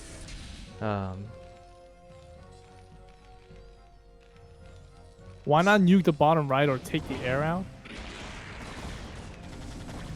Nuke would be a great answer. Yeah, nuke would be a play. Not only would it obviously probably clear, it actually wouldn't kill the spores in one hit, but it would what is it? Force TJ to sort of, you know, occupy himself with the nuke. You know, looking for the nuke, making sure it's not here or at his mineral line where his army is at the choke. You know, it would deviate his attention away, right? So I think that would be a good plan. Funny enough. And on the flip side, I think, like you said, having Nidus Canal, potentially a Nidus Canal in the mid, I think if Hydra were to maybe build some factories in the middle of the map, that would also just help expedite the process of reinforcing faster. But you're sort of seeing, in this case, sort of a yin and yang, a 50-50 in terms of vision. You have Q seeing, or no, I'm sorry, TJ seeing 3 and 9, I'm sorry, 6 and 9. And then Hydra sees everywhere from 11 to 3. And yeah, the issue with building station defense, or not the issue, but the benefit of it is it takes a while, right, for the unit to get to the other side. They have to spend time destroying these buildings. The air units are spending time, you know. There's a lot to go through, and I think TJ should try to take a page out of this book to try and actually occupy physically the map. Especially since he's sort of on the disadvantage now, considering he lost his hive. Yeah, I think so. A long time ago, Toki Rabbit played against Hydra, and then Hydra did the same thing against Rabbit. He would just go snipe the defilers, snipe the whatever is needed with raids, and then Toki couldn't push out. But eventually, when he made spores in center, he was able to push him to his choke. So the problem here is the rates. Like Meta Devours are fine, but Goliath Wraith turrets is not good. Spores actually do good amount of damage against Wraith too, so Right, plus they're tanky, so it takes a while for a race to kill. also you have like Ultras and Defilers to just hold that hatchery, and you could also build Sunkens too if you want. Right, exactly. It's almost like it's sort of 50-50 when it comes to unit versus unit. So why not give yourself that added benefit of fighting with, you know, stationary defense or towers. Yeah,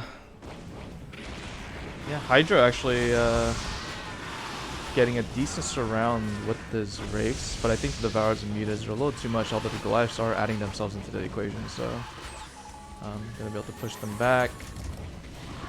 Oh, no Defilers and Lurkers this time, so unless TJ's... Oh, no, Defilers came out. Oh. Speak of the devil. Unless, although he is consuming the Lurkers. Okay. Plate. Nope, it's wrong. Yeah, still no energy upgrade, you'll notice. Which, again, just it's not crazy. But it could help, you know, him use Plague and Swarm at the same time.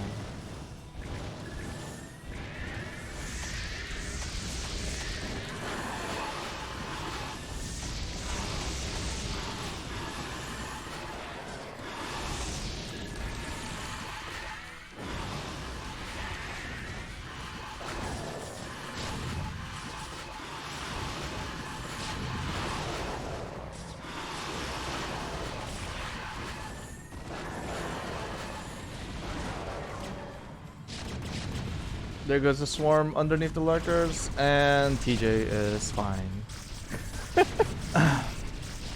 Back to square one?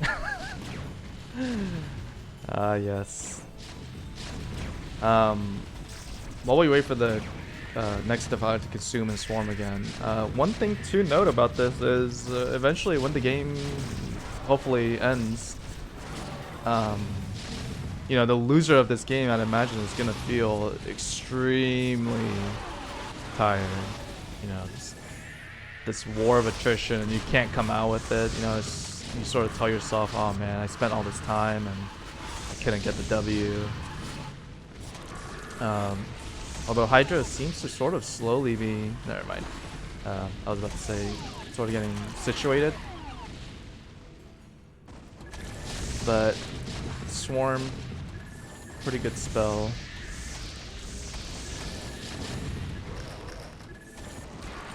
Well, and he's building turrets all around the map again. So in Zerg's perspective, like, he just went back to square one. Right, sort of 45 minutes ago almost, right? Yeah, so, I mean, Hydra's, like, pushing this really hard at this point. I think this is going for the kill. Like, he's losing all his money. TJ's losing a lot of money because he doesn't have his main hive.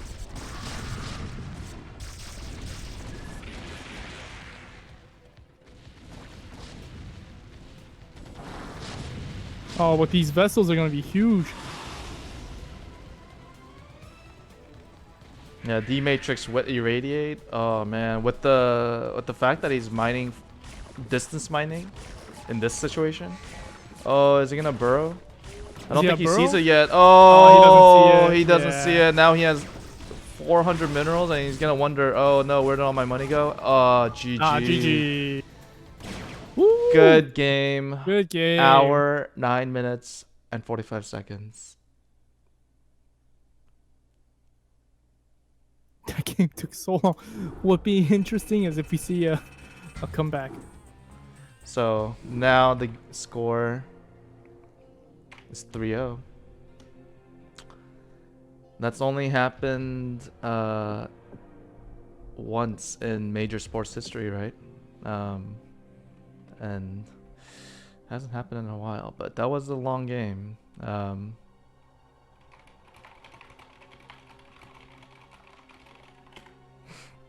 For all the viewers, hopefully that was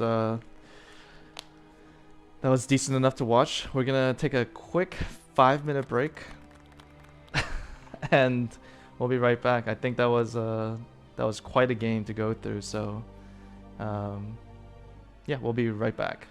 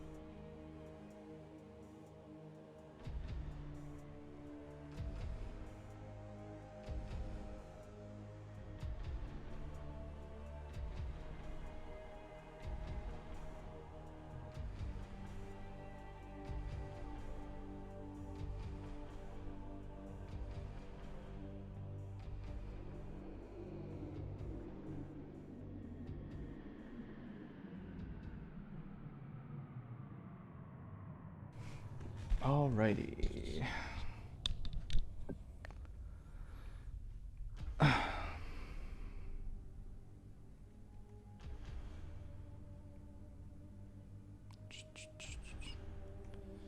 As we wait on everyone returning. Oh.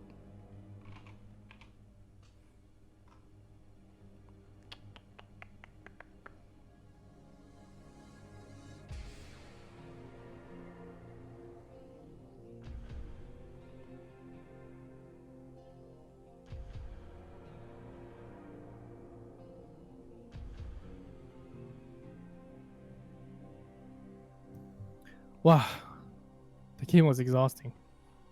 That was a very TVZ fastest game. But if you watch a series, like, it's so unfortunate that first game was ZVT Next Neighbor Disconnect, and then it became two Zerg games afterwards. Mm-hmm. So part of it, I do feel a little bad about it. Yeah, I think we can sort of, it's unfortunate, and I think it's okay to talk about it. It's unfortunate the way the It played out, right? right, yeah, let's be real. Protoss is definitely advantageous, and Zerg is definitely disadvantageous, right? And TJ or QlolQ sort of got shafted on both occasions. So, um, But as I mentioned from previous, from our intro, mhm, it really comes down to whoever gets Zerg. Zerg right, is just very hard yeah, to and play in fastest. TJ got Zerg both in 2 games, and we actually did talk about that. It's just, you get Zerg once, understandable. You're probably gonna expect the next player to get Zerg or the other player to get Zerg, but then, oh man, you get Zerg 2 games. That's tough, right? You went through this actually. Yeah, it's probably mentally draining. Mhm. Right. Um, just waiting on the players to come, but the series now is looking a little tough. 3-0, and um, you know, that was a long game that TJ unfortunately fell, and not only does he lose that long game, but he also is now down 3-0, which um, again, just mentally speaking, you tell yourself I can't make any more mistakes, which adds potentially more pressure to it, and you know everything added in, and I'd imagine this can be a little mentally frustrating. What would be most mentally frustrating right now is if he gets Zerg again.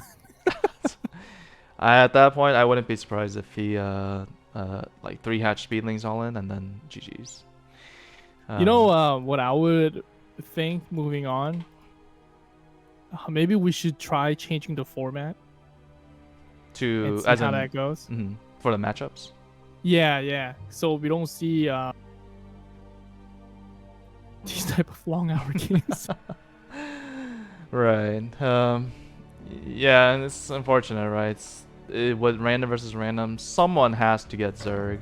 Someone sort of has to take the L, potentially speaking. Also, before we go on to the next game, thanks for the follow, Exodus5283. All right, moving forward, let's get it. That was still a really great Wraith control by Hydra. Mm-hmm. The fact that he was able to keep map control and steadily push forward. So let's see what the next game goes through. Here's hoping for a PVT. All right, in the Oh 5 my o'clock god. position, we have the Blue Zerg Hydra. And in the top left, 11 o'clock position, we have the Red Terran this time. QlolQ with an added duck at the end. So we pretty much have reversed the game, right? Except in this case, the Terran at 11 versus 1, and Zerg at 5 instead of 7. Although I will say, I mean, if there is any difference, is that Terran will mine gas ever so slightly faster, right? Because they're on the left-hand side now. I that's the that's the one difference I can think of. Yeah. How do they still want to play again? Because Cleesus, it's a series. You have to finish the series. What is this, amateur hour with these questions? Yeah, for anyone that doesn't know, like Cleesus, this is a best-of-7, so It's RVR, yep. yeah, the players have to win 4 games out of 7 to be considered a victor. And I forgot to mention this while the game was developing. There was a very generous donor that donated $50 to the prize pool, so now it's $200. So the winner will get 200. So thank you to Blizzard, or I think that's his like in-game username. So I'm just gonna call him that. I don't know if he would like me to call him by his other name, but thank you to Blizzard for $50. Not Blizzard Activision, I'm sorry. But his username is Blizzard. I didn't think that needed specifying, but I actually, now that I think about it, maybe it did. I'm sorry.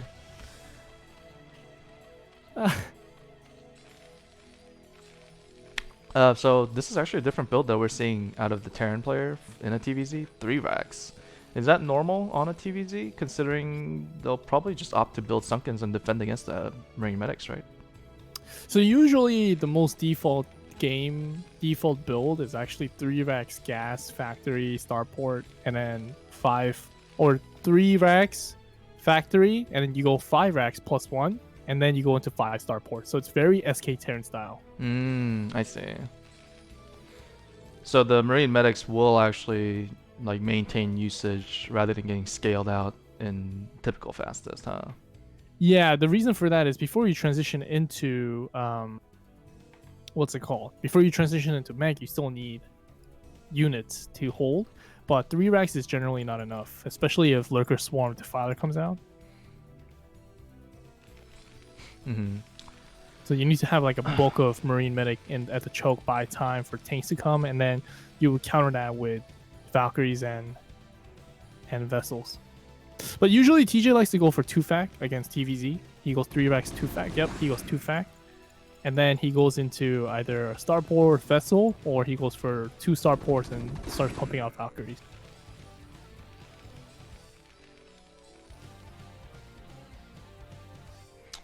The one game we've seen Hydra play as Zerg was actually the ZVT against you, where he managed to sort of deflect your initial mech push with speedlings. In this case, he sort of has to deal with a different story with Bio.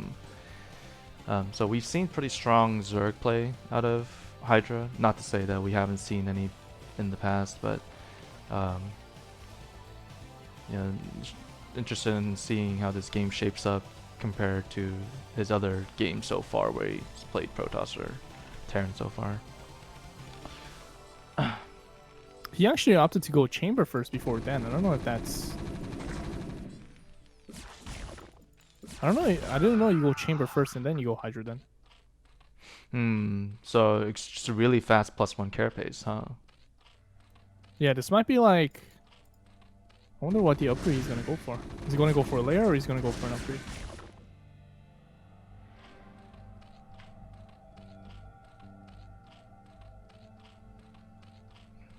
That's so interesting. I don't know what he went for. He went for a layer. Yeah, his gas count is still the same, so only gas he spent so far is on layer.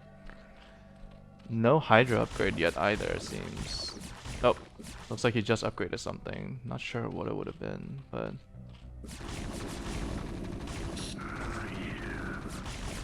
One thing that TJ might be thinking is he's going for Muta build. That's why turrets are being built around it. But then this is distance-wise, if you see the factories, the tanks takes a journey to get through. Right, the cross position. Yeah, definitely. Hydra is actually spending a lot of Sunkens pushing forward with it, probably to buy time for Hive and Lurkers, in my opinion. Oh, okay. I was gonna say this tank needs to hit the first Sunken colony, or it's gonna be in range. Oh, and here comes a Firebat dropship play with 2 tanks pushing forward. Lurker probably just started since layer is done.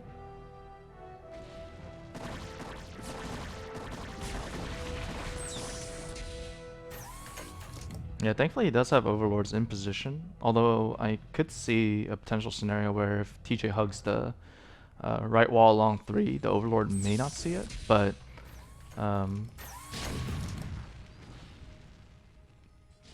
okay, oh, even so, if these Hydras become Lurkers, he won't be able to defend against this drop. He doesn't have Spire. Oh, that would be very bad for Hydra. He does. He's putting all his commitment to building the sunken creep colony right now. The Hydras come in, but can they stop the Firebat fast enough? The Marines are taking the hits. Here comes the Firebats. oh, even getting the Oh, gets a decent amount. That's still good. Yeah. Oh, that's really poor for Hydra. Hydra lost maybe, I don't know. Actually, maybe he only lost about 7. I don't think he lost too many. Yeah, he still had a lot of drones going back to the minerals, so saved a majority of them. Good pull, good reaction. The problem here is he also had to spend so much on building spores and sunken like this. Wow, this is insanely a lot. The only problem here compared to SCW is you have these edges where you can put the tanks in. So sunkens. This is why usually people go for Muta after lurkers. To deal with the because ledges. yeah, you can't deal with these ledges if you don't have mutas. But now he has free reign over all around the sunken, like it could reach, right? Right.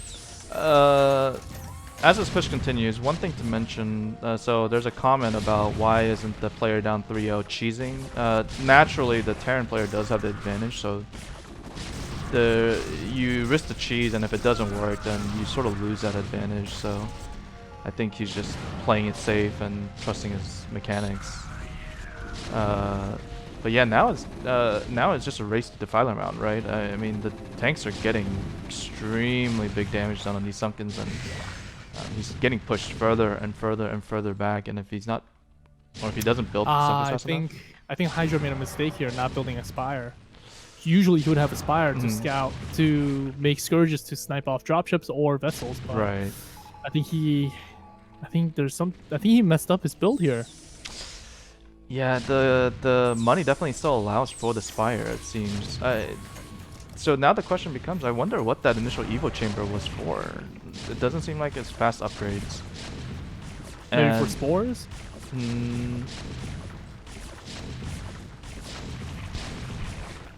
Oh, and there's a huge tank drop coming in. Oh, I missed that. Dang it. But he only killed one drone, but made all his drones pull out. So that's still a huge amount of damage there. Yeah, usually Hydra would have Spire ready to deal with this. I'm actually very surprised he doesn't have Spire here.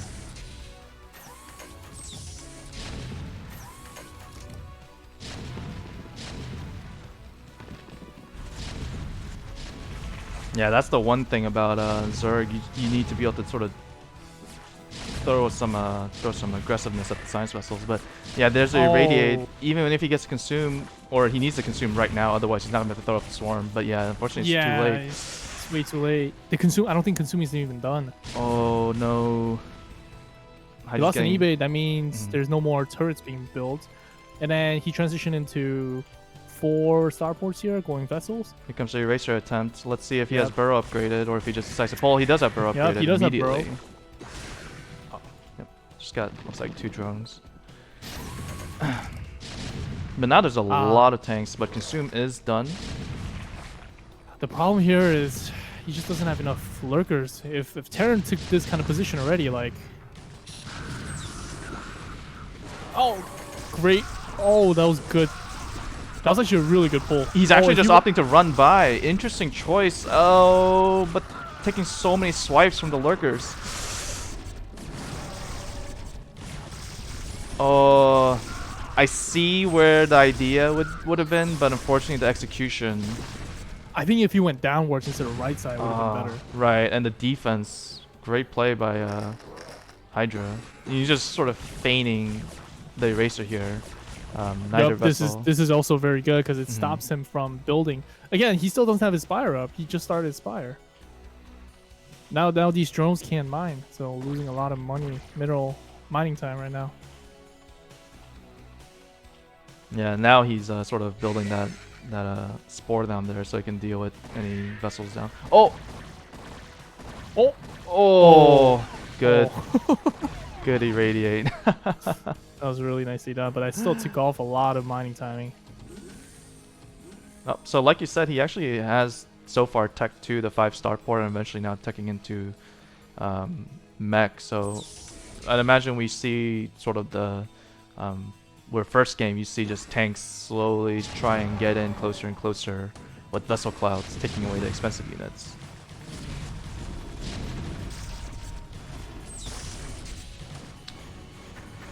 I'd like to see some dropship play around the ledges, sort of force Hydra to get the lurkers in position. I think at this point, once he has once he builds out his factory, he's just gonna keep sending vessels over and over, and then once he have enough factories out, I think that's when he's gonna switch into dropship play. Like he's already clearing out all the putting turrets at 6 o'clock, putting turrets at 3 o'clock, clearing out these overlords, take the edges, and then go from there. Oh, so he actually, yeah, is pretty low on the lurker count, so he needs to be careful. If he overextends and loses all of his units, he may just get pushed out right afterwards, but... yeah, so pretty much he needs to just keep and maintain position in the choke before he decides to go on. Big eraser attempt coming in from Hydra's doing a really good job keeping at bay though. Yeah, a lot of burrows right now. So right here it'd be more cost efficient if the irradiate were on the gas instead of on the minerals. Sort of just force him to replenish the gas drones. Yep, and as the gas drones come out from the minerals, he's gonna unburrow and it'll damage the drones. Unburrowing. Yeah, just sort of. So far, Hydra's doing a fantastic defense right now. Yeah, sort of clear the choke as much as he could. You know, get regathering units. He definitely is working with very little so far. He has his Greater Spire up now, so I'd imagine we see a couple Guardians here and there to clear the turrets. And we also seeing just the irradiates coming down just on all the units at this point, not just the defilers.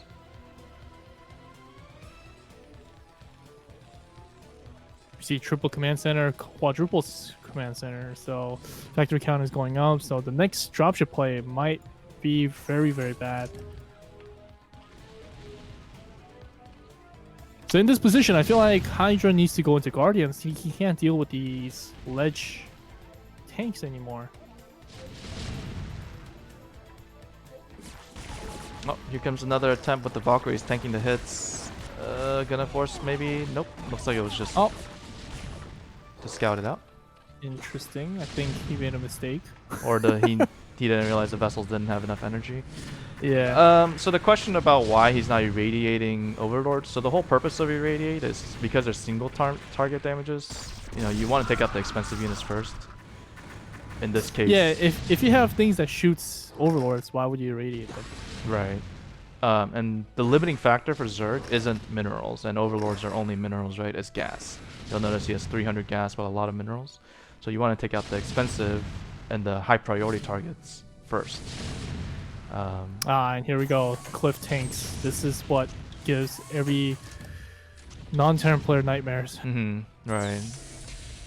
Yeah, now, you know, he could post lurkers up, definitely, but it's going to force his attention away, meaning he may find a crack in the armor to start coming away at the choke, right? And when the next round of, or next wave of vessels come, I could see him potentially just irradiating the lurkers underneath the swarm and sort of getting closer and closer again with the tanks. Yeah, once these spores gets cleared out, I think he's going to start just shipping them over or keep doing drops from left to right. The key point here is once defilers are out, you can't just focus on the choke. You gotta attack from the left side, you gotta attack from the right side, attack the choke, go for a drop. You gotta do a lot of multi-prong attack because just swarming the choke like this is very easy to defend. So how do you keep the Zerg occupied is the question. Oh, and here we go. We got Valkyrie irradiate. Yeah, so very tanky Valkyries are, and the irradiates actually all died before they get there. I wonder... Okay, never mind. The vessels actually didn't have any energy, but he's now feeling bold enough to land siege tanks in the base, so... Just another thing to sort of consider for Hydra, along with this choke, like you said, just attacking from multiple directions. Yep. See, like, these lurkers are only good if they're under the swarm, but... Just move the tanks down, and then what happens? He has to swarm again, unburrow, gets damaged, and move on, right? So if you can focus fire on the Defiler Mound and the Greater Spire, it'd be perfectly good. Yeah, so now there's actually one tank underneath the swarm. So if he's feeling like he has the ability to push and catch him off guard, he could actually irradiate the lurker and just attack. Now, you will want to actually catch them off guard because you can always just sort of, you know, burrow more lurkers under swarm, but um, that is potentially a play that TJ could opt for. Guardians are out, so it's gonna be easy to clear out these tanks now. TJ is actually opting for more drops. Rather than going for one big drop, I'd imagine just little drops along the sides, along the edges would be more effective, would it not? To grab his attention away, divert? The main purpose is to actually just keep his eyes off of the choke. That's where you always want to push in, right? So if you're focusing on him pushing all his units into the right side, now his army could actually push through the choke. But in this case, he actually ignored the 2 lurkers there and just decided to push all the way to the right. Right, seemingly not enough DPS, yeah. And then what would happen here is if he goes for Eraser on the left side, then that would have been perfect too. But here, Hydra is actually doing a very good job swarming the choke, defending this with Guardians. But is there an Eraser coming in? Looks like instead just opting for the Guardians, considering there's not enough Vox or Goliaths. Oh, is he gonna go in? Is he going in? He has 1 Irradiate.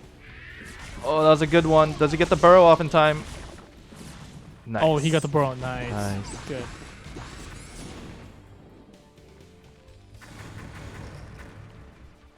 Yeah, now a lot of starports and a lot of factories, so really it's just going to be constant wave after wave. So, you know, can Hydra survive the wave after wave to get his upgrades and to sort of get stable enough? And if so, will TJ be able to sort of push it back?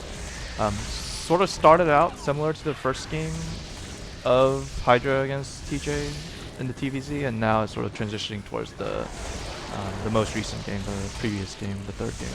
What I would like to see here is actually I would like to see the Terran to just keep dropping from all different angles, and I would want Hydra to actually push out the choke and then clear 3 or 6, and then go for a drop. If either lurker drop would be perfect, but the only problem with drop right now is the position is just too far. Reinforcement is just way too far. Right, too many sort of units to get across too far and avoid detection. And that was another great Eraser, but great bro on top of it. All these overlords were about to get plummeted, but survived.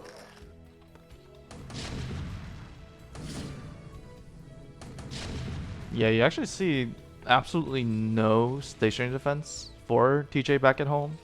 It's really been this entire time action in Hydra space. And Hydra, yeah, TVZ is just time battle. Right. The Terran just needs to push him. But you see that burrow every time Hydra burrows, he actually loses a lot of money. The ideal situation for even these cliff tanks on the left side, like, this is so bothering. It like picks everything up, kills the larva, like that stuff. Little things like that is really annoying. Right. And I imagine also eventually, if he just keeps irradiating with these wave of vessels after vessels, you know, overlords or whatever units may fly over the drones and accidentally eraser him. And you know, Hydra is working with so little money as it is, right? So just any mistake right now for Hydra would be big. Oh, this is a huge tank drop coming in. Yeah, even if he doesn't kill, you know, drones or hives, which I mean, he killed all the lurkers. Actually, he's gonna take out the Greater Spire. Oh, he's gonna go for Defiler Mount afterwards. Looks like he is targeting something. Oh, he just targeted his Sunken instead. Yeah. Defiler Mount would have been huge. Yeah.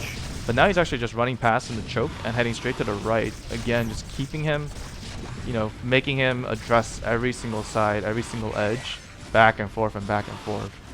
Yeah, this is what Terran has to do in order to beat a Defiler Lurker Zerg. He needs to keep dropping from left side, right side. The Hydra here is just doing so good with defending.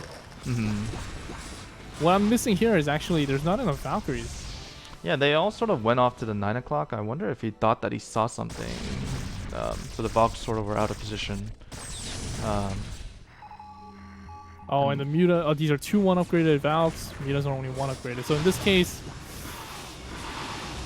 Oh, Yeah, and also no devourers as well, right? So there's actually a lot of mutas here. That's really good. It's gonna hard counter this. yeah, unfortunately no irradiate either. So is this gonna be the opening that Hydra sees for his choke? Hydra is well maxed out, but he still has this one tank, 12 kills. Not 17 kills. If TJ here kind of took his time, I think he should be able to push him. Interestingly, loading just a few units here at the choke, I guess, to unload on the edge. Yep.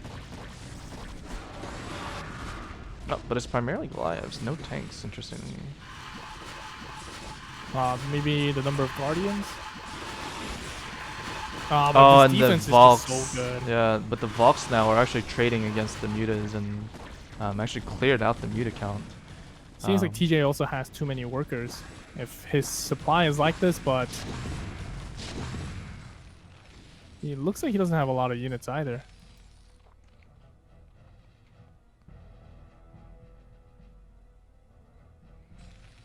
Yeah, I think it would definitely also help him if he just sends about 12 SCVs and even makes a few SCVs the into eraser. lurkers. Oh, I think it got everything. Oh, look at that. 22 kills and few are burrowed. About maybe 2 control groups worth. So, decent amount of damage there.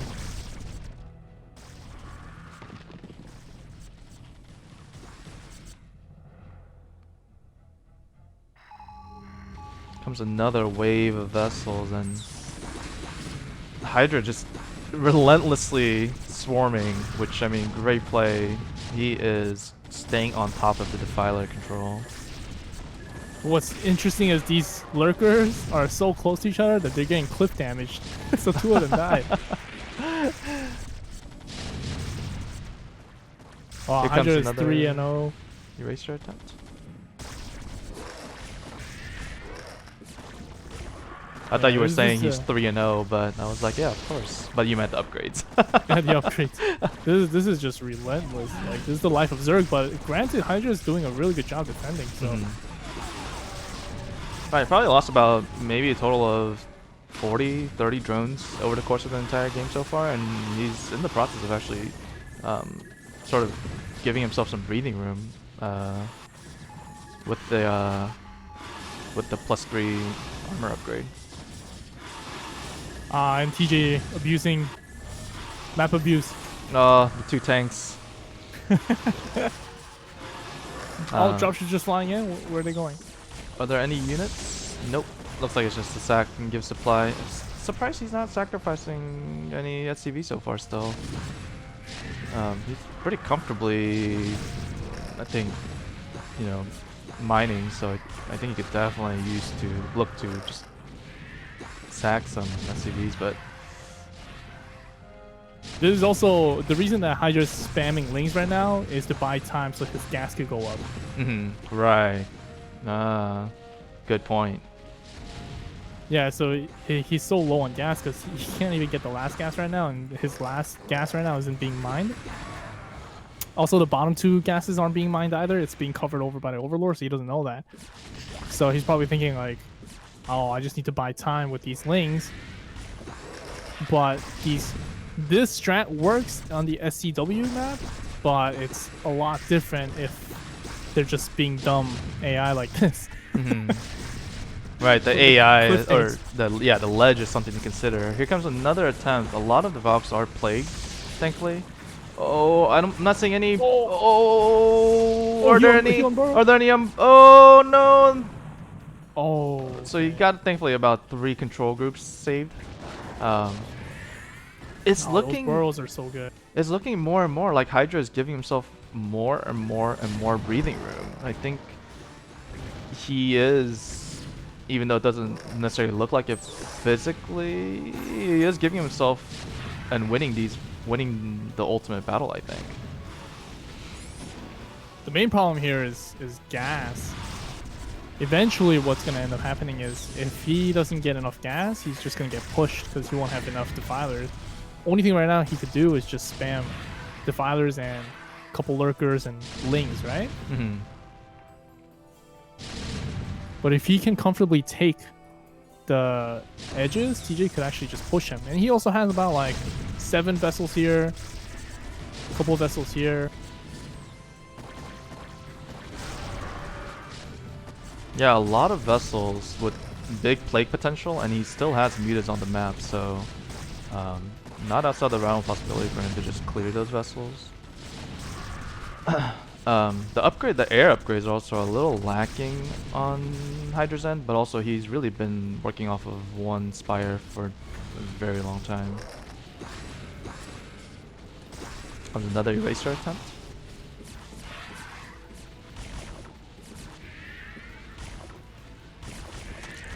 Oh, I think the burrow is a little bit late this time, but yeah, thankfully he saved the left side.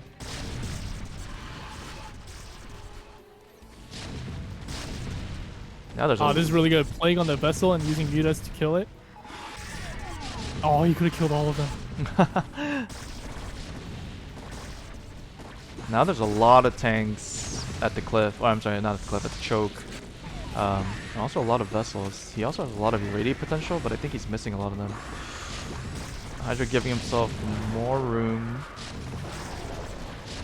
So someone's asking what's the score. It is currently 3 Hydra, 0 TJ.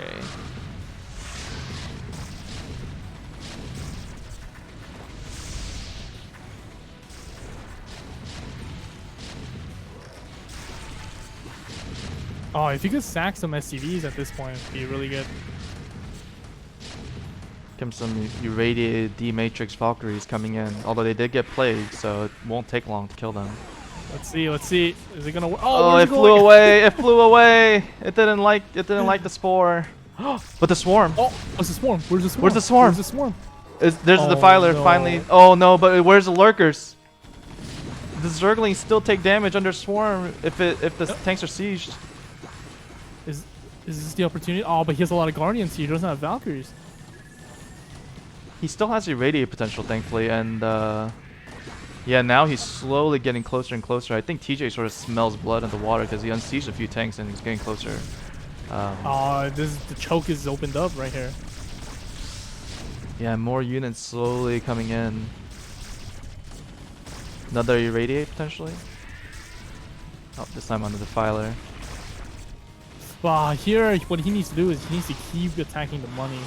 Otherwise, he's just going to spam links. He has a lot of hatcheries here. 1, 2, 3, 4, 5, 6, 7, 8, 9, 10, 11. He has a lot of hatcheries here. And just keep maxing out on link.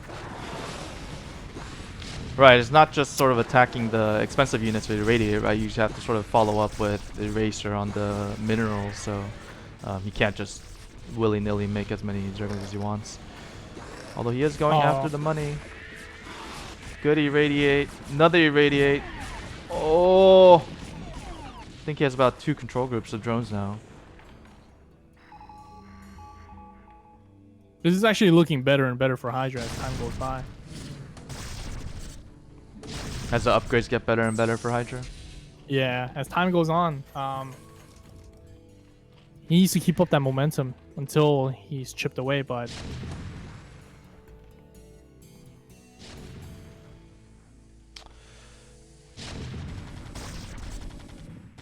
Yeah, I think TJ is doing a pretty good job sort of mixing it up, you know, putting pressure on the chokes and then also going in for the eraser. Hydra actually falling back now, probably a safer place. Oh, no defiler, that's why. Yeah, interestingly, no defiler. Here comes more vessels. Another. Oh, he actually gets the burrow off. And he instead just irradiates the units.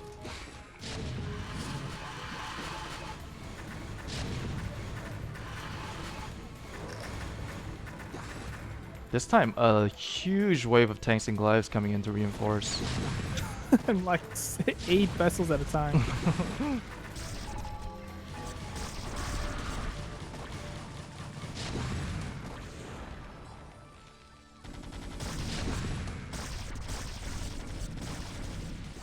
What I think is actually gonna tip the scale is if TJ keeps using these cliffs like that, it's gonna be great. But Hydra here is swarming and then putting lurkers by the cliff. Like, that's so good. Right, he's making sure he covers everything, and you see sort of the classic, you know, units under swarm staying alive forever. All the units are huddled around it, but you know it's gonna take forever to kill it.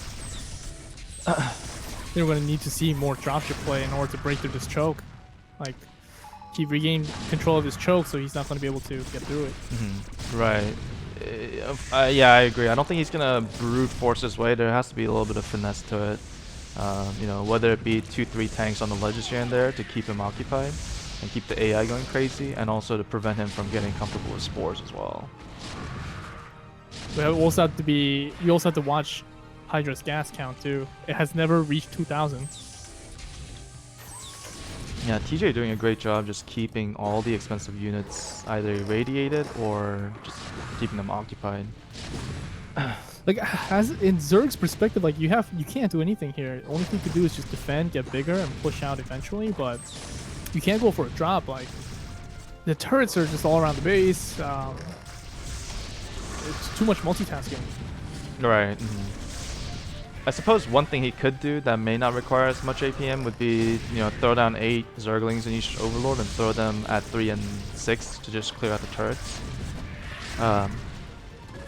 And sneak a drop potentially. That would be good.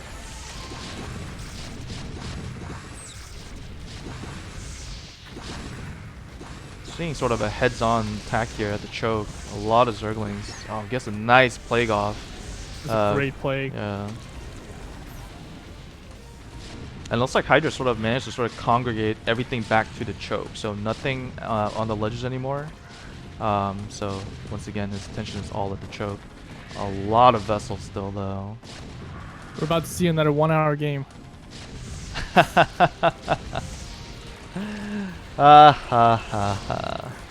You think I'm joking? You think I'm joking? Because in Radiate, I think we should discourage these very negative thoughts that Cross is pointing out. Oh, did he? Wait, I think he actually ult everything on the left side. So he's down to about, I think, maybe 12 or so drones on the right-hand side of the mineral patch. Yeah, look at his mineral. It's not going up. It's going up like very little. Oh, does he not know? Looks like he did, yeah, replenish the drone count, so. And he has managed to push Terran back quite a distance from the choke. And yeah, still defilers everywhere, lurkers everywhere. I think TJ is just looking for that vessel to erase her. Wait, these vessels have no the last one does. Oh, yeah, the last one did, but he burrowed instantly. I think see, like, now we have 2,000 gas. The gas is the problem. If the gas goes up, Terran has no chance to win. But in this case, for Hydra, just keep defending, and then eventually push out. Now I feel like maybe Nuke was a potential possibility last game. I feel like Nuke wouldn't really be viable here because it looks like TJ is really trying to keep Zerg at bay with everything he has so far. I think the main problem here is he's not sacrificing his my God. There's 8 drones mining minerals right now. Oh, that was big. That was big. And he had to pull every drone off of gas. So now his gas count is pretty low. If there's an opportunity, I think this is it. If he just has a few more vessels with irradiate potential. So let's count. 35 kill on this vessel, 16 kill on this vessel, 5, 9, 1. Wow. So he did get an all. He did get all there. Oh. This is why he's so unfortunate. Hydra played this fantastically, like phenomenally. Defended every push, defended everything. It was defended just the choke. one. He gets all once, and look at his money. Look at where he is now. Oh. As a Zerg player, like, how can you not be angry? How can you not just throw your mouse and be upset? And here we go again. You know? Just the potential that all of these vessels have is so huge. He didn't get any drones right there, but he did sort of squishy them. So I think even if they get grazed by any radiate, they'll die in about 2 seconds. Yep. And if that's relentless, like, I still feel like he needs to make at least a round of dropships and just put them on the edge like he did before. Mm-hmm.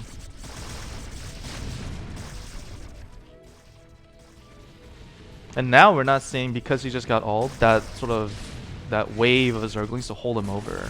We're seeing sort of mix of every unit right now.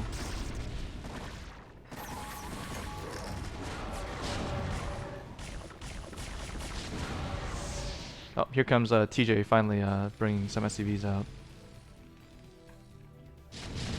Oh, he's clearing 2 groups.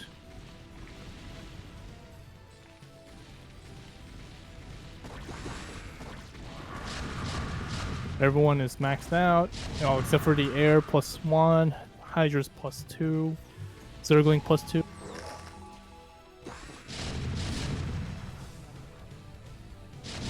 I wonder if he sees. Oh.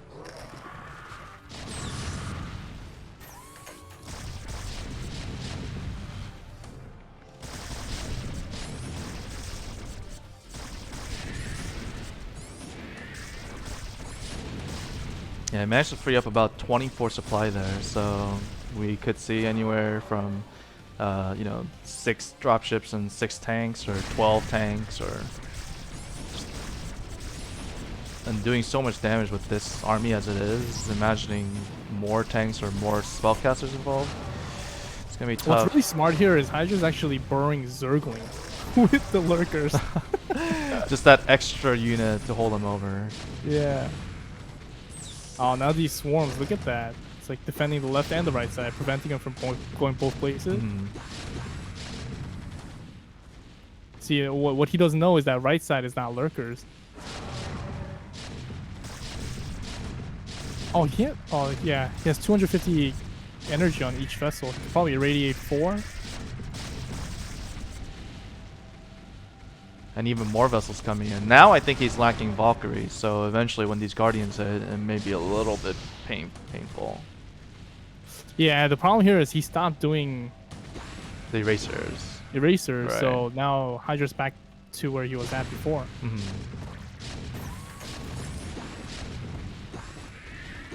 Yeah, right. From the Terran versus Zerg that I saw with you and Hydra, not in the previous show match, but several months ago. But you were constantly attacking the workers, and eventually you did break, even though I think it took about 40 minutes. So I think, yeah, you definitely just have to keep being consistent. Even if you fail 6 times, you get that one, and then, you'll break it ever so slightly, and then eventually you will get through. Because they just can't replenish fast enough. Yeah. Mm-hmm. At this point, I think TJ's tired. Yeah, definitely. I mean, the last game was about an hour and 15. This one's shaping up maybe to be that long. I think both players, I wouldn't be surprised if they're exhausted.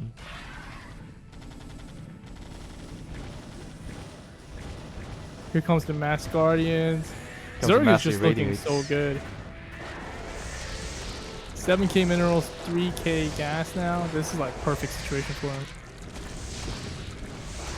I saw these floating barracks across 3 and 6, and I was expecting maybe nukes to be an option, but he didn't make additional command centers, so what would be perfect is if he made like 12 Valkyries and then just go there and kill all that Overlord. That would be extremely annoying and could give him that like one punch opportunity if he just irradiates everything like lurkers and defilers and then attacks. Yeah, they could just give him enough space to get sieged and then just take out all these spores and then be relentless erasers. He did make a few dropships, so maybe he's gonna opt to go for a few doom drops here and there, but or not doom drops, but little drops here and there again, just to sort of keep his attention away. But Oh, now that he has more breathing room, he's gonna send Zerglings to clear 6 o'clock. oh, so now he runs the threat of losing track of a drop going in from 6 all the way up to 9. Yep. And TJ quickly responds to defend that.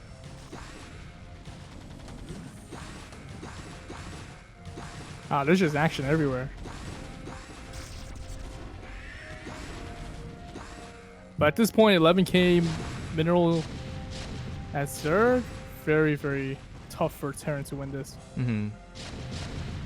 Yeah, and Hydra has a lot of hatchery, so he could pretty much just sack his army and just trade and then just remax pretty much instantly. Sort of, I think a little bit faster than how TJ got there in the previous game. So, although from the looks of it, Hydra hasn't seen TJ's side of the map yet. Does he even know where he is? I don't think so. I think he's I think he maybe saw the Marines in the beginning, but I don't think he actually has seen his command center or his base. Oh, tank drops on the bottom left side. Oh, he got the left side. Wait, this drop is actually really efficient. Can he get the Defiler out? Yeah, if he targets it, it would have been nice, but it looks like he sort of left them. But he's focusing on the Devours. Yeah, with the lack of Valkyries, you sort of have to rely on the vessels to handle that, right? More vessels are coming, so I'd like to see more Eraser attempts, but there's a lot of spores all around the map. There's just a lot of Zergs all around. So I think the Zerg is big enough to win this right away.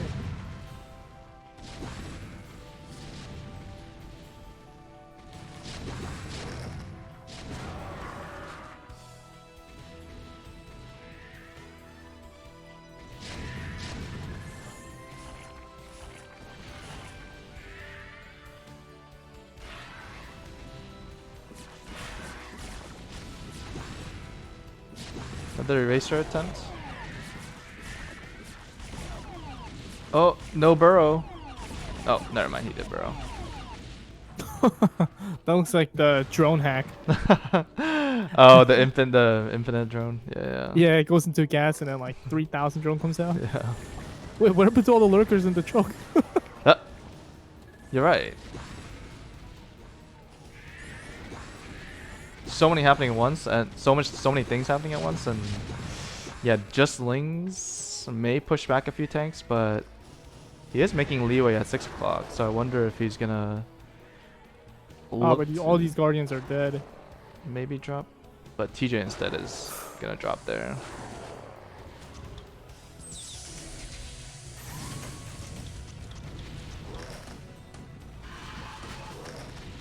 Oh, and he's oh, okay. Oh, he's gonna go for it. Oh no. Yeah, well, this is a big plague actually. As soon as they touch the spore, they're probably gonna die.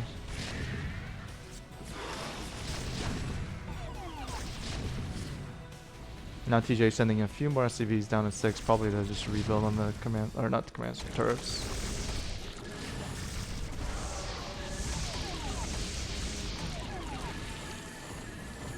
So we were blessed with 3 TVZs this series when we got,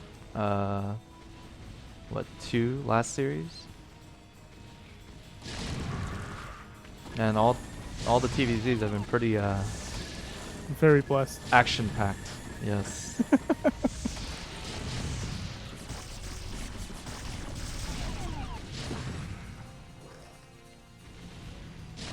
These Zerglings could actually just clear the SCVs, but they're too focused on the tank.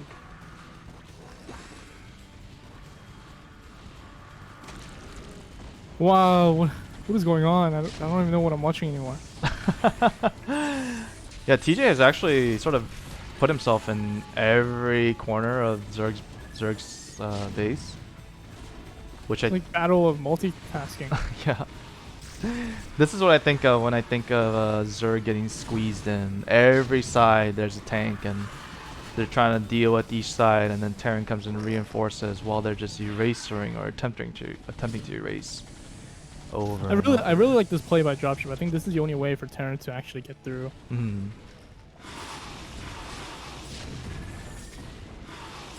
Maybe like supplement that with a little bit of Valkyries. Yeah, maybe a little bit too many tanks on the back of the choke. Don't think he needs all of that, but yeah, just maybe a few more Valkyries here and there.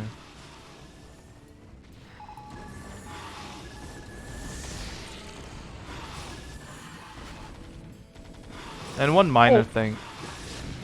There's no lurker on the bottom side of the map.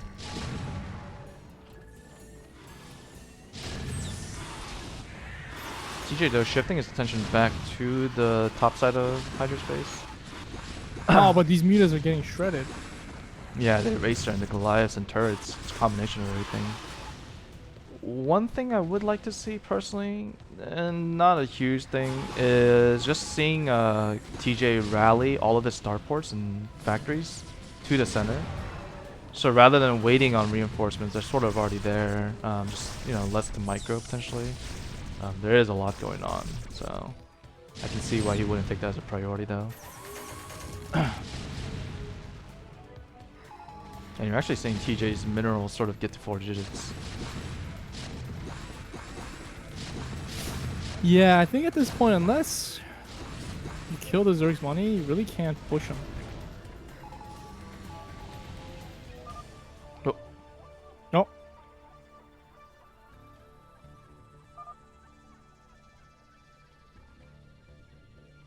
Alright, we're gonna take a quick moment.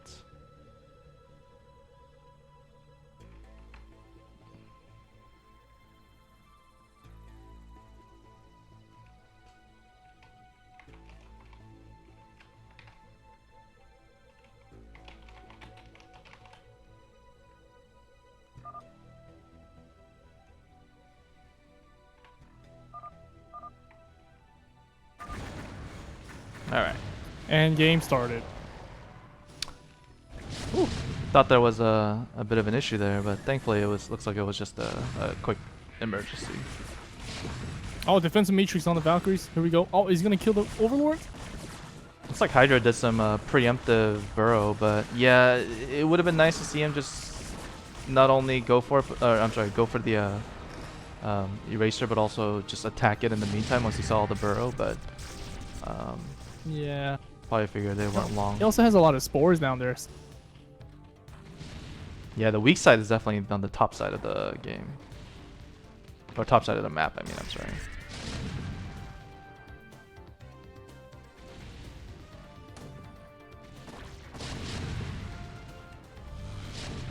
Oh, good play Is on this the. a human documentary? Why isn't it over yet? Great question. It is a documentary on the importance of patience, right? The importance of patience, the reward of staying, you know, positive yet stubborn, trying to fight for what you want, which in this case is a victory, and a nice $200. I don't know if the tanks outside the edge was the answer there.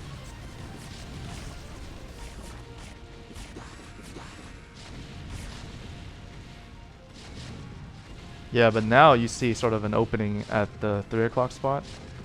Oh, he sees the drops though. Does he see it? Red cursor? Red cursor? Does he not see it? Oh, he doesn't see it. He didn't see it. Oh no. Oh no, there's nothing back at home. Maybe that's why he's not rallying, but there's big damage potential here. He was trying to do a drop. I mean, he was trying to drop his tanks. I wonder if it is. Are those overlords loaded? I didn't see if it is loaded or not.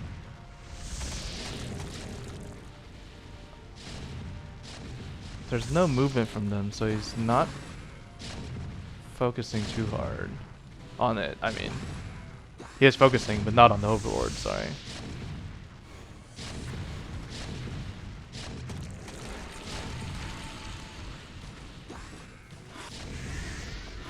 Oh, TJ's mineral is going so low now. Yeah, he's actually remaking some SCVs here.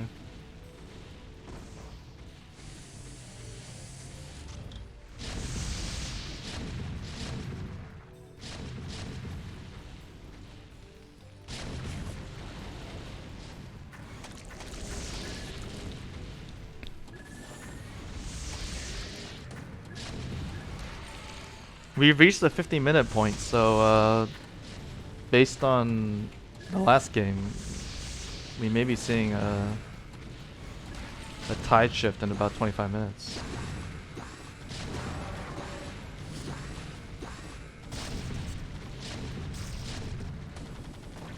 Oh god, I didn't expect this game to last an hour each.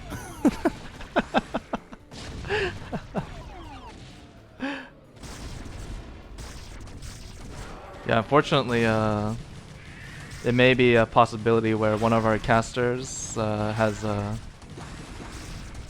obligations after midnight. Yeah, I gotta go after this game. Oh, he's heard a parasite. I think it's over at this point. TJ's Yeah, money is unfortunately now. TJ, or unfortunately the choke has just been overrun by the Lings, and I think both players are sort of reaching their exhaustion limit because, not to say they should absolutely be, but they are both maxed out. Oh, 50 minerals? What? Oh no, where did all the money go?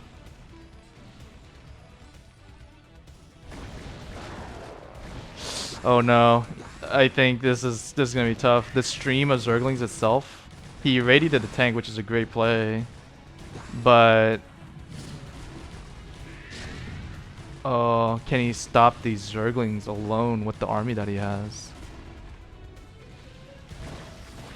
Hydra's actually just opting for the safer play and just instead taking out the turrets on 6 o'clock, and then just probably eventually gonna make his way to TJ's base.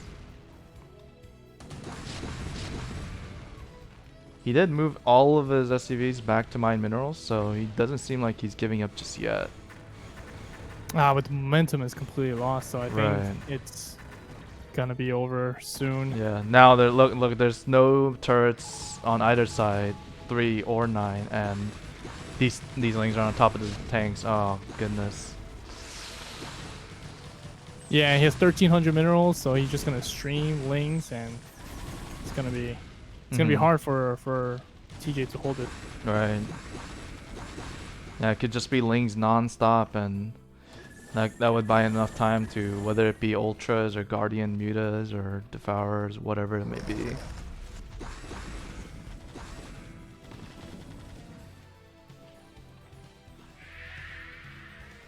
He is actually amassing some Mutas, and he has a Queen or two, so I wonder if he's just gonna dive bomb. He would have no way of knowing what TJ has at his base, but he could just fly in and hug the wall at 6 and just get past. I wonder if TJ's gonna see it. Oh, he barely sees it, but his cursor wasn't over, and his dropship was actually flying away. He saw the Overlord, but not the Mutas. Oh, is it a lag spike? Oh Okay. no, this play. Oh no. What TJ tried to do, is Hydra gonna succeed? But this is the right time because he has 7k mineral, 7k gas. He could just do whatever he wants at this point.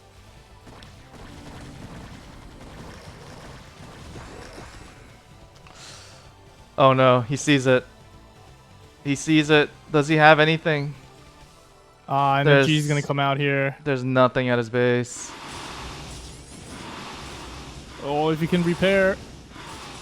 Oh, good GG. game. Good game.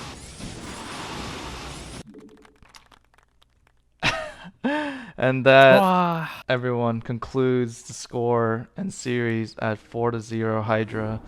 Just because one of our players has to go soon, I'm just going to end this early. Thank you everyone for watching. Hope everyone had a good time. Hydra 4-0 against TJ. Any ending remarks, Cross? That was such a fun game. Those were so many fun games to watch. It was just unfortunate for me that the disconnects happened because I think that does change the tide of certain things. For instance, like position and race and all that stuff. I think in the future, if we could just somehow mitigate that, if that happens, do we just replay the same matchup? I think that'd be nice. But other Right. than that, the series in it itself so much fun, so much better. Right. Yeah, I think both players played extremely well. Everyone hopefully enjoyed the games despite the duration. I think it was still rather competitive. But again, congratulations to Hydra. Thank you, Cross, for casting with me, and hope everyone enjoyed it. Everyone, thanks for watching, and hopefully I can come back soon with another one. Everyone, donate to Dizzy so we can watch more show matches. You do not have to. I will still, continue funding this, sponsoring it on my own, as long as my love for the game stays. But again, thank you everyone for watching and appreciate it. And I'm gonna send you over to Hydra. Maybe he has some victory announcements. But thank you everyone. And Good night, everyone. Good night. Thank you for tuning in. I'll catch you guys next time. Thank you, Cross. Shut up, Dizzy. Good night.